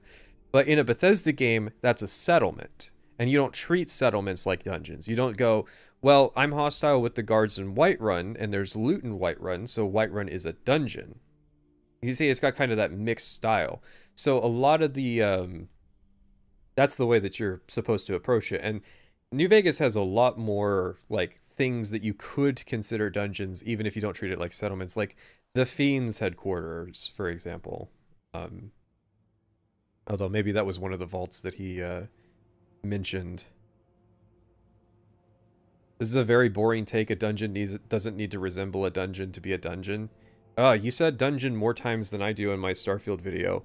Fallout 3 did change the formula where you have like more open combat areas that like kind of conform to the same molds without like a place being subterranean isn't the only parameter for being a dungeon. That said, we all know what a dungeon means in a Bethesda game. Like we all know what that is, but it is one of those things where if you start trying to write a definition for it, you're gonna find weird edge cases. Like if you say a dungeon is a combat arena where the player can find loot, that's too inclusive, and you end up including like some settlements in that, or you end up not including some places that might not have loot or might not conform in some other way. Or like I think a lot of the open air combat place that's outside Cloud Ruler Temple, that Forsworn area, like that's not really a dungeon.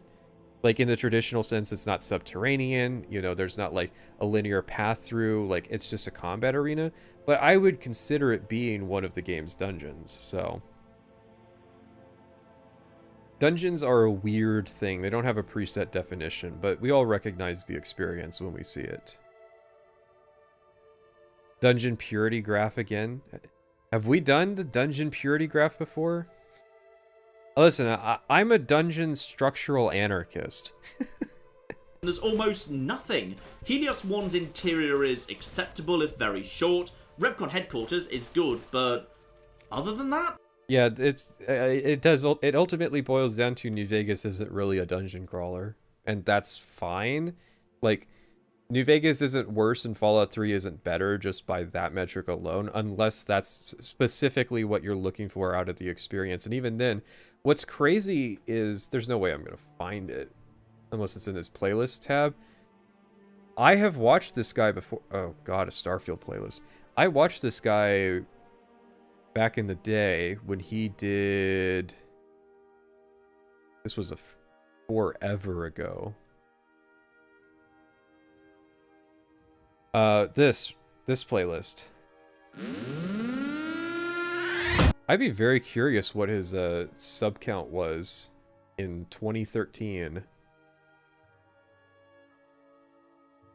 I am awake. You're going to wish I wasn't. Yeah, I watched this series, which is a genocide run of New Vegas, and this exposed me to like some very interesting aspects of New Vegas's design, like how, you know, all of the NPCs except Yes Man are killable, and Yes Man is technically killable, but he, you know, has an in-universe way that he respawns, and that's so that even if you're doing a genocide run, you can still get an ending to get to all of the content. And like one of the NPCs that is difficult to kill is the Gunrunner's robot, so you always have access to a merchant even if you're doing a genocide run. Like there's all kinds of interesting stuff that he exposed to it. So I would think, given that he has that pedigree of experience of looking at New Vegas in that way, that he would understand that, like, why New Vegas is structured the way that it is. I don't think there are any. And this isn't really a problem with New Vegas, it's just something that confuses me a bit, because Fallout 3 is full of... I had to play through softlock with Yes Man that he didn't come back. Yeah, so there is a glitch if you don't patch the game, where if you kill Yes Man... I'm not saying this happened in your playthrough, but this is one of the ways it can happen. If you kill Yes Man with an energy weapon and he disintegrates, that interferes with his ability to respawn. And so you can softlock the game if that happens in that way. No, Yes Man respawns. He even says that up front. You can kill him over and over. He keeps coming back in the form of other Securitrons. And that's to ensure that you're supposed to always be able to get the Yes Man ending. It's the route of last resort. It's just that there are certain ways that you can kill him that are bugs that prevent his in-universe respawn mechanic from working. big, interesting dungeons. Like, I'm a mini true nerd fan, and he didn't like Starfield, was very critical towards it. Yeah, I heard... I've had a few people, like, tell me even before I did this stream, that, like, in terms of his, like, occasional video essay content, he's improved drastically, and, like, this video is just pretty much an anomaly, which, like, makes it tragic that, like, this video has 9 million views. Like, this is not some obscure shitter. This is, like, one of the most influential defenses of Fallout 3, and it's just awful.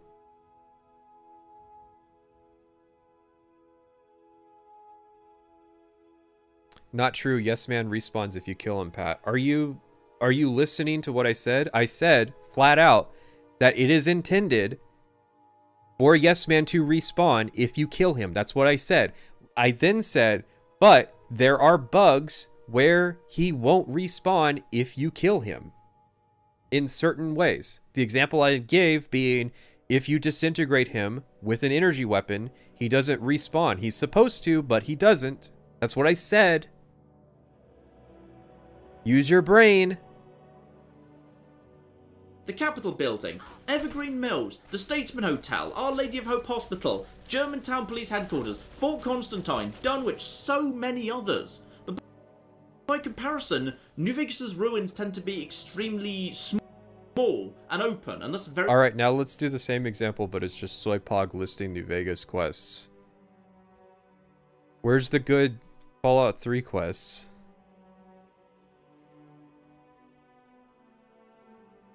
I feel a bit sorry for Miniature Nerd. Imagine being best known and judged years later for some of your worst work. It is an unfortunate thing that happens. It's a good example of, even if you think that you're not going to be, like, famous from something, at least try to put some effort into it. And, like, it's just my general advice. Always be good faith. Always try your best to present an argument in good faith, because you don't know what's going to happen.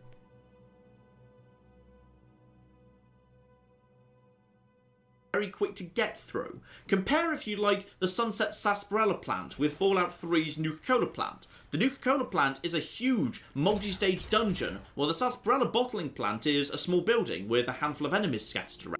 Yeah, it's just a factory. I feel like we've already addressed most of this fucking dungeon point, which is that the two games were developed by teams with drastically different standards that led to them implementing content in drastically different ways, and I don't think any one is better than the other. I think Fallout 3 works better, like, as a dungeon crawler than as a narrative experience, and so it having as much dungeon crawling content as it has is an upside. But I don't necessarily think that, like, oh, well, New Vegas would be better if it had a ton of dungeons. I really don't think that's the case. Rounds. I raised this on Twitter once, and someone suggested it might be as a result of New Vegas' short development time. Mapping out and developing large complex dungeons might not have been practical. It's an interesting potential theory, but after thinking about this for way too long, I realised something that I think might actually explain it. You see, there's definitely no ideological or thematic reason for there to be no dungeons in New Vegas, because Old World Blues is full of dungeons with really cool, unique Old World Blues rewards. Yeah, because that's Old World Blues. It's a different thing. Hello, that's not New Vegas.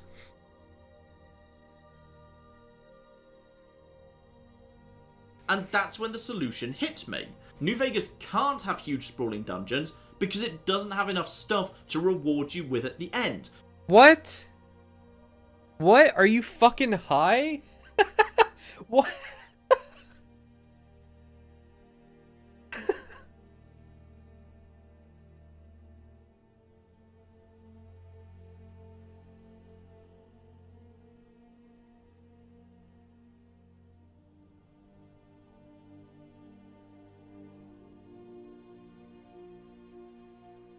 This is a crazy point. Can't have huge sprawling dungeons because it doesn't have enough stuff to reward you with at the end. Think about it. Spending significant time and ammo getting to the end of an area would be extremely frustrating if there was nothing there at the end as a reward. It's the same reason that by the mid-game in Skyrim, I lose interest in going into every random cave, because leveled loot stops having any point once you can be certain it's going to be worse than whatever you've already crafted and enchanted. Now, Fallout 3 does very well in this regard, and it's one of the reasons why I think Fallout 3 nails open-ended exploration, because Fallout 3 has plenty of good stuff to reward you with.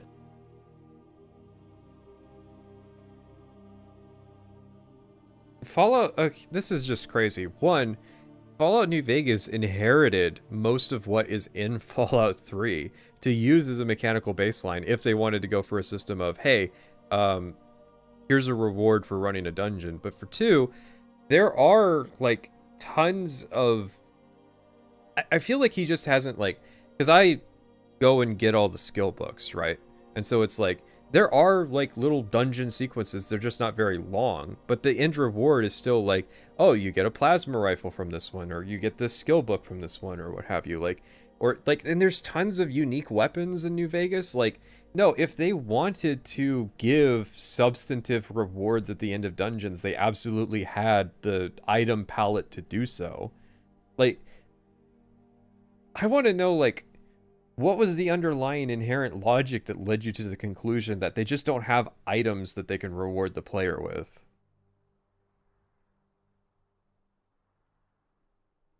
Which provides a real benefit to your character, bobbleheads, skill books, and also schematics, because one version of almost every schematic can be found out in the wild. Fallout 3, therefore, had enough stuff that you could explore pretty much any random ruin and be fairly confident that you're going to find something genuinely useful there, at bare minimum, a handful of free skill points. And this is something I actually think the Bethesda Fallouts are best at, creating a big world that rewards exploring. Now, old Fallout managed to get around this by simply not having very many locations. There are 13 locations in Fallout 1 and 22 in Fallout 2.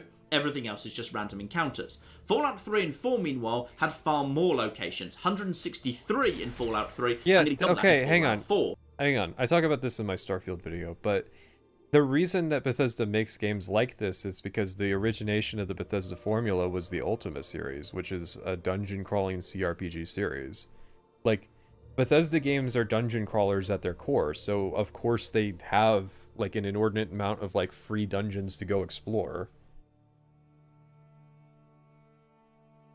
Are we just not gonna loop back to that whole... But New Vegas doesn't have, like... It doesn't really boil down to, well, New Vegas doesn't have Motherfucker, you think they couldn't have ported over bobbleheads if a shortage of items was the reason that they weren't doing it? There's making up reasons to do it, and then there's this.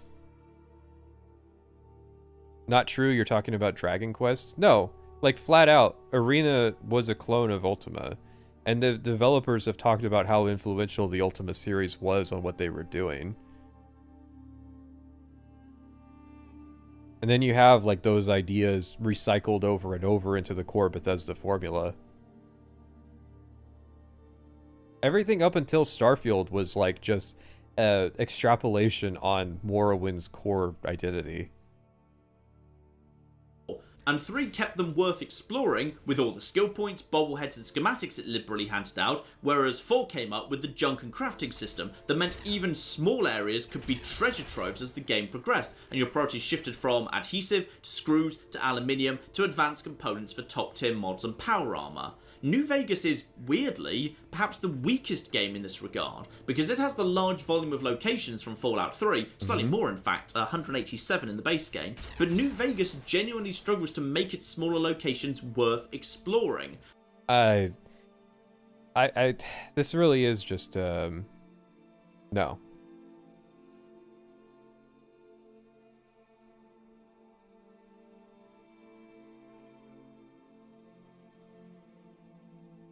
You could only think this if, like, you genuinely just haven't tried, like, exploring in New Vegas. I think that really is what it comes down to.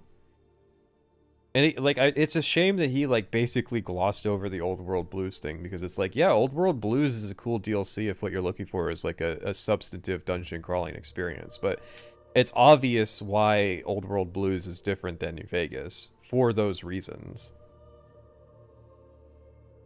And the problem was, New Vegas took a lot of Fallout 3's rewards out. Bobbleheads were removed and thank God. replaced with the implant clinic, so effectively all the bobbleheads could be purchased from one single location. Schematic. I think that's just a straight up better system. I don't like the problem with bobbleheads is that it makes repeat runs. I just go, okay, just give me the list of all the locations and I'm gonna knock this out in an afternoon. So, like, the first thing I do is just the same dungeons over that I've done before, because, you know, I'm looking to get all those bobbleheads. I gotta get the bobbleheads, bro. And don't get me wrong, I kind of do the same thing in New Vegas with the skill books, but thankfully there's significantly fewer of them, so that incentive is less there. I would rather the attribute bonuses come from a money sink, just because then it gives you something to make you some money. At that rate, why play the game? Yeah, that's the struggle of it, isn't it? Like, but that's the issue with Fallout 3's design, is that I know in the back of my mind that, like, there's fixed locations where the bobbleheads are, and I'm wasting my time if I'm not going to them, if that's what I want, out of the experience. Now, you don't have to do that, but yeah. The problem with the clinic is that it enforces a unibuild where you always put points into endurance. Yes and no, because you do control the buttons that you press. And I know that sounds like a weird double standard, but it's like, you can, like, I did that. Yes, I did the unibuild as my first thing, but then, like, you can do meaningful builds without, like, stacking endurance in New Vegas. It's just that New Vegas encourages people to kind of look at the game like that.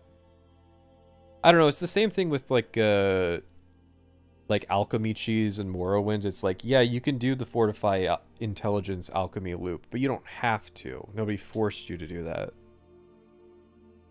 I don't even think, like, in Morrowind the game encourages that. I don't even think that, like, in New Vegas the game really encourages that. I think people figured out to do it, and everybody's just kind of copying that same technique.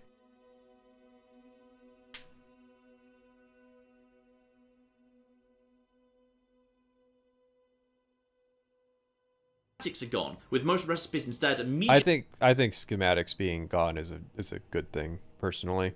There's no point where I liked the schematic system in Fallout 3. My main complaint about the New Vegas crafting system is purely that the UI isn't good for it, which of course is, you know, because they were inherently limited in terms of what they could even implement in terms of UI with New Vegas.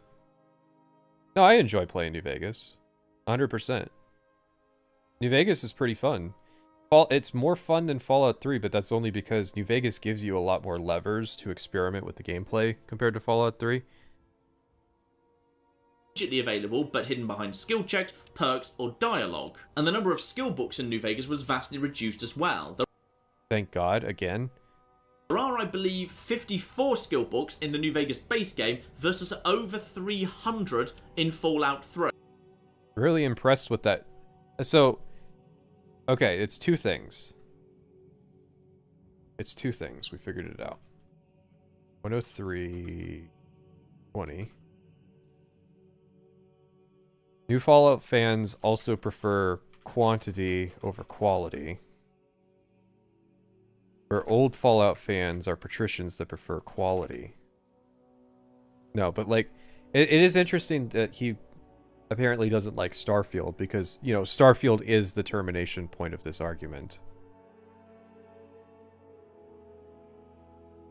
I think that 100% New Vegas has a better skill book system by merit of they're more obvious, their inclusion in the game, and they're more rewarding with the trade-off, and also the fact that you can't in Fallout 3, I don't think you have to level any skill past like 40. In order to, like, max out every skill, thanks to how the skill book system works. Now, of course, you're gonna be collecting skill books for a while, so I don't really think that's a viable thing. I did try one time, like, to figure out what's the minimum intelligence that you need in Fallout 3 to still be able to max out all of the skills, and I think it was something like 3 because of the skill books. Whereas, like, if you do that same test with New Vegas, it's a lot shorter because you only get like 20 to 30 points at most out of the skill books in New Vegas compared to like 60 in Fallout 3. Right. New Vegas' solution to this problem was the star bottle caps, which is a... No, I don't. The star bottle caps are like a fun side quest. They're not a solution to the problem of there's not enough loot. New Vegas' solution to this problem was an increased itemization of, like, more valuable guns and weapons that you can find.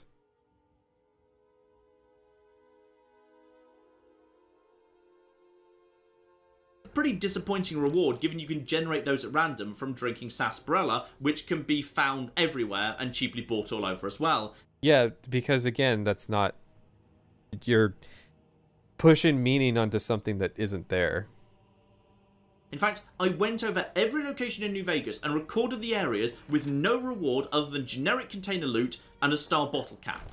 And they are Searchlight North Gold Mine, the Smith Mesa Prospecting Camp, Bradley Shack, the... No, hang on. Just do an on-screen text. You don't have to list them out. I don't even know what are you listing out here?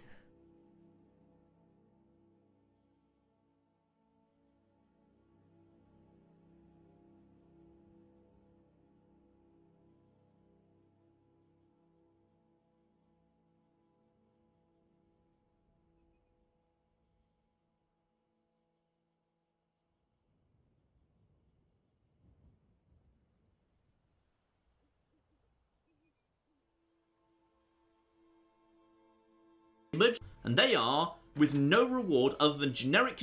No. He's not listing places that has neat and cool loot. Every location in New Vegas and recorded the areas with no reward other than generic container loot and a star bottle cap. So he's just listing places that have generic loot. Why talk about the star caps? Because he's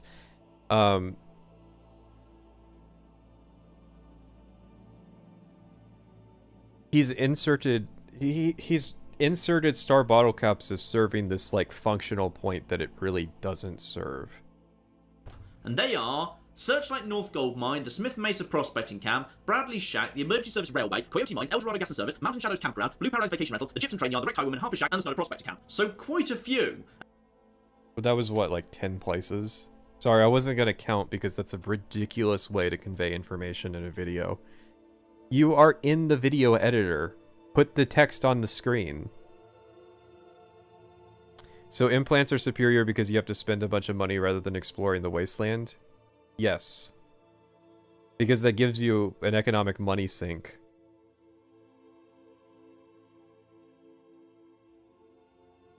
What's the economic money sink in Fallout 3? There really isn't one. And these types of things are important in the Bethesda-style game, because the player accrues just so much money by casually playing the game that serves no functional purpose. Most of his arguments are just attempts at min-maxing, minimizing New Vegas's assets while maximizing Fallout 3's assets. It really is, like, crazy, because he's a fan of both, but he's decided that, like, he needs to just misrepresent Fallout New Vegas to a crazy degree in order to elevate Fallout 3. When again, it's like, you can elevate Fallout 3, just admit that the story is bad. And like say, yeah, it has its merits as like a dungeon crawling experience. But no, like, he couldn't even concede that like the piss filter's ugly.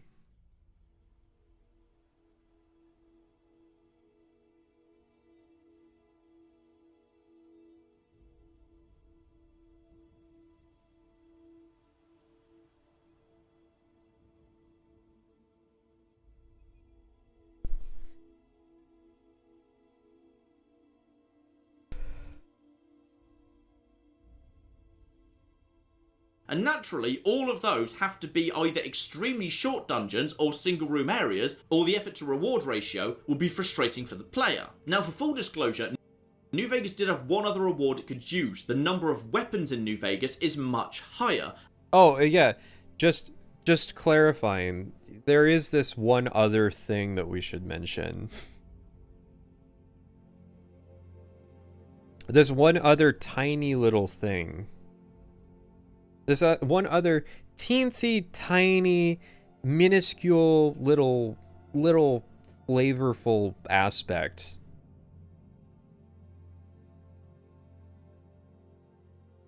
And thus so is the number of unique variants that can be found. But even then, New Vegas didn't like leaving those in caves or ruins for a diligent explorer to find. Often, they request rewards bought for shops or otherwise held by named characters. Some of this is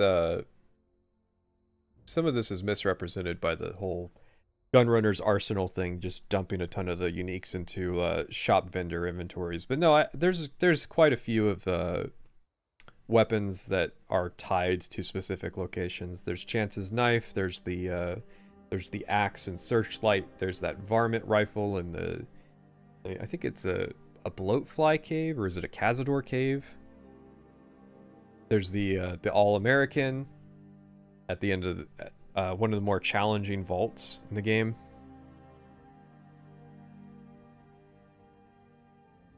Would you believe I actually did the maths on this? In New Vegas, there are 20 unique weapon variants found out in the wild, the ones on screen right now. Okay, so we do know what text is.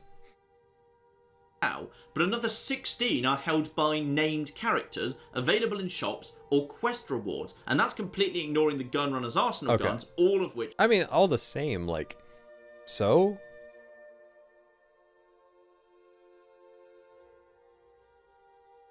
Do we want to talk about unique weapons in Fallout 3? Because that system is a black hole of logic. I don't know, this feels very,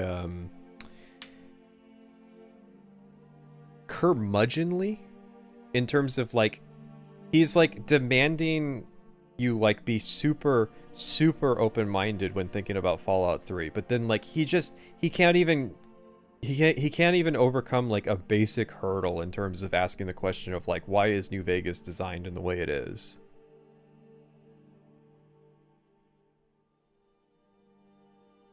Why is he just discounting all the ones he has on screen, though? Because it's inconvenient. Which goes straight into shops. Fallout 3 is happy to scatter its rewards across the map, while New Vegas concentrates its rewards in towns and in the hands of important NPCs. Still, let's move on to the next big important discussion, and this one's a big one. The story. And this one's about to start off well, by the way, because I'm about to... Yeah, okay. I think I get it now.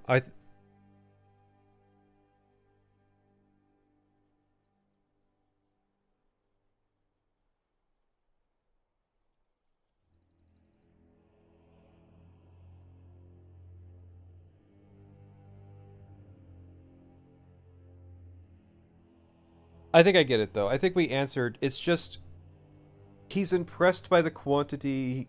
He's impressed by the style. He doesn't care as much about the substance and quality.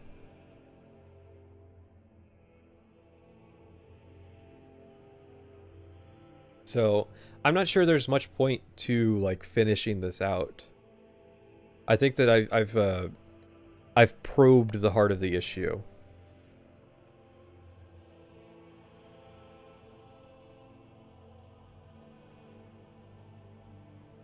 It really is interesting, though. Like, the perpetual Fallout 3 defender is like an interesting category of person. But yeah, I think I'm gonna call it here.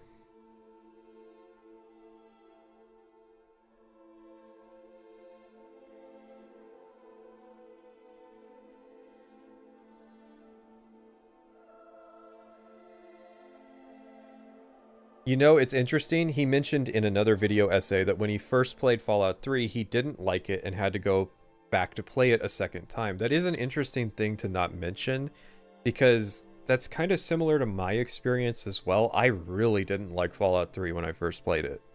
And I still don't like Fallout 3, but, like, I can understand that, like, a lot of my initial feelings were unfair, but I was led to having those feelings inherently by the way that the game was structured.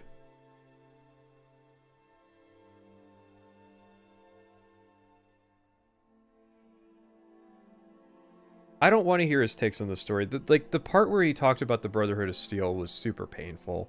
I don't feel like having to hear about this was going on and then this was going on. Like, this felt like like he started with kind of the most substantive part of the video, and just, like, the only reason I would continue watching is for the entertainment value of, like, making fun of his takes, and that's not necessarily what I'm here for. Like, I wanted to watch more of this video to get into the mindset of, like, what Bethesda fans are looking to get out of defending Fallout 3, and I beyond just, like, lazily saying, oh, they're nostalgic, or, oh, it's just, like, comfort food for them. And because I just don't understand how somebody looks at Megaton and thinks, oh, that's a good city. And it really just boils down to, like, he fell for the trick of, Well, they put their best foot forward, and it worked on him.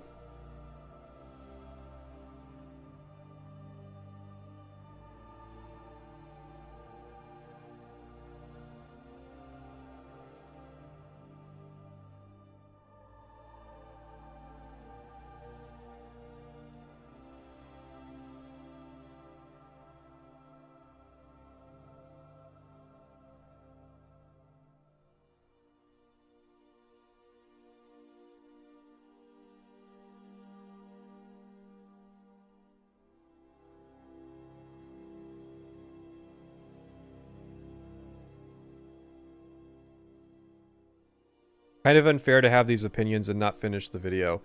Alright. This is such a weird thing, like, why are you hating on Mini a True Nerd?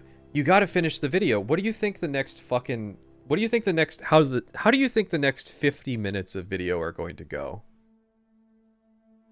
Do you think I'm gonna turn around? Do you think I'm gonna start feeling generous and nice and agreeing with what he has to say?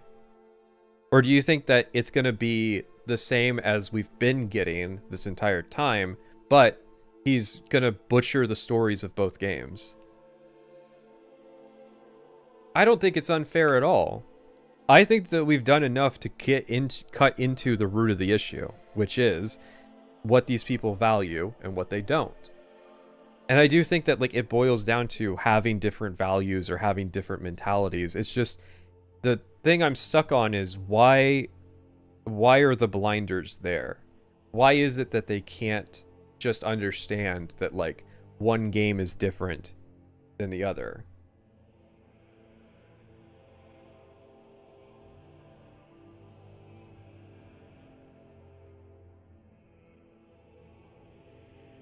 What would you want someone else to do with your video? It depends on what they're trying to get out of it. What response they're trying to mine out of it. Like, I would like them to present it in good faith, but it's not good faith to stop watching the video. Or, like, it's not bad faith to stop watching the video, right? This isn't me being unfair. He's not gonna turn this around. He's not gonna, like, within 10 seconds go, actually, guys, I was just shitposting for the last hour and 5 minutes.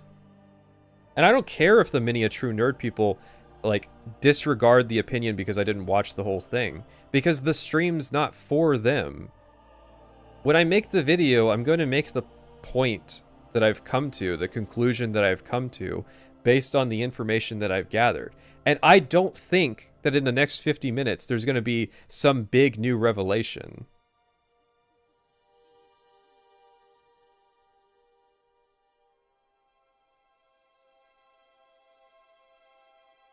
Mini a True Nerd doesn't even believe his arguments in these videos, guys. No, as I understand, like, he doesn't stand by this stuff. So what's the point? I just don't understand this perspective of the Mini a True Nerd fan who insists that I continue ripping into his favorite video creator. I'll jump ahead to a random point. All come together, and it's where everything that's best in Fallout 3 works perfectly in harmony. You see, Fallout 3 is set in the post-apocalypse. I know it doesn't feel like that needs to be said, because Ron Perlman never shuts up about it, but it actually does, because New Vegas isn't. That's a post-apocalypse game. New Vegas is about rebuilding. The savagery of the immediate post-war era has mostly been swept away. There's plenty of water on the... Guys, he's based. He brought it back. This redeemed the first half of the video because he said something that was loosely correct. This what you don't understand is this isn't an argument. This stream isn't, here's why Mini a True Nerd is wrong about his stupid video that he made however many years ago. That wasn't the purpose of the stream. The purpose of this stream was to watch the video. I've watched the video. It's not worth finishing. I've gotten my fair share of it. Right? Because then you have to ask the question, well, what about this super rad fellow who makes, like, you know, 5-hour-long videos? If you don't finish that, was that a good faith take? No, it's silly.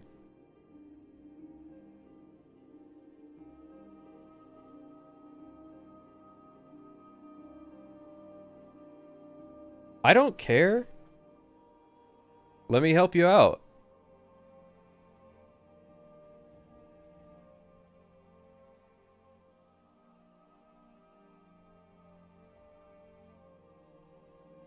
Alright, I'll see you guys later. It would be hilarious, Lamau. What would be the point? The point of this stream, guys, is not let's make fun of Mini a True Nerd. The point of this stream is I'm making a Fallout 3 and New Vegas video. I want to know what people are arguing about with Fallout 3 and New Vegas. I don't think it's unreasonable to say, like, the content of the stream isn't let's make fun of stupid people on YouTube, because this is not the video I would watch. If I decided to branch out into let's make fun of stupid people on YouTube, there's way better fish that would be way more entertaining to make fun of.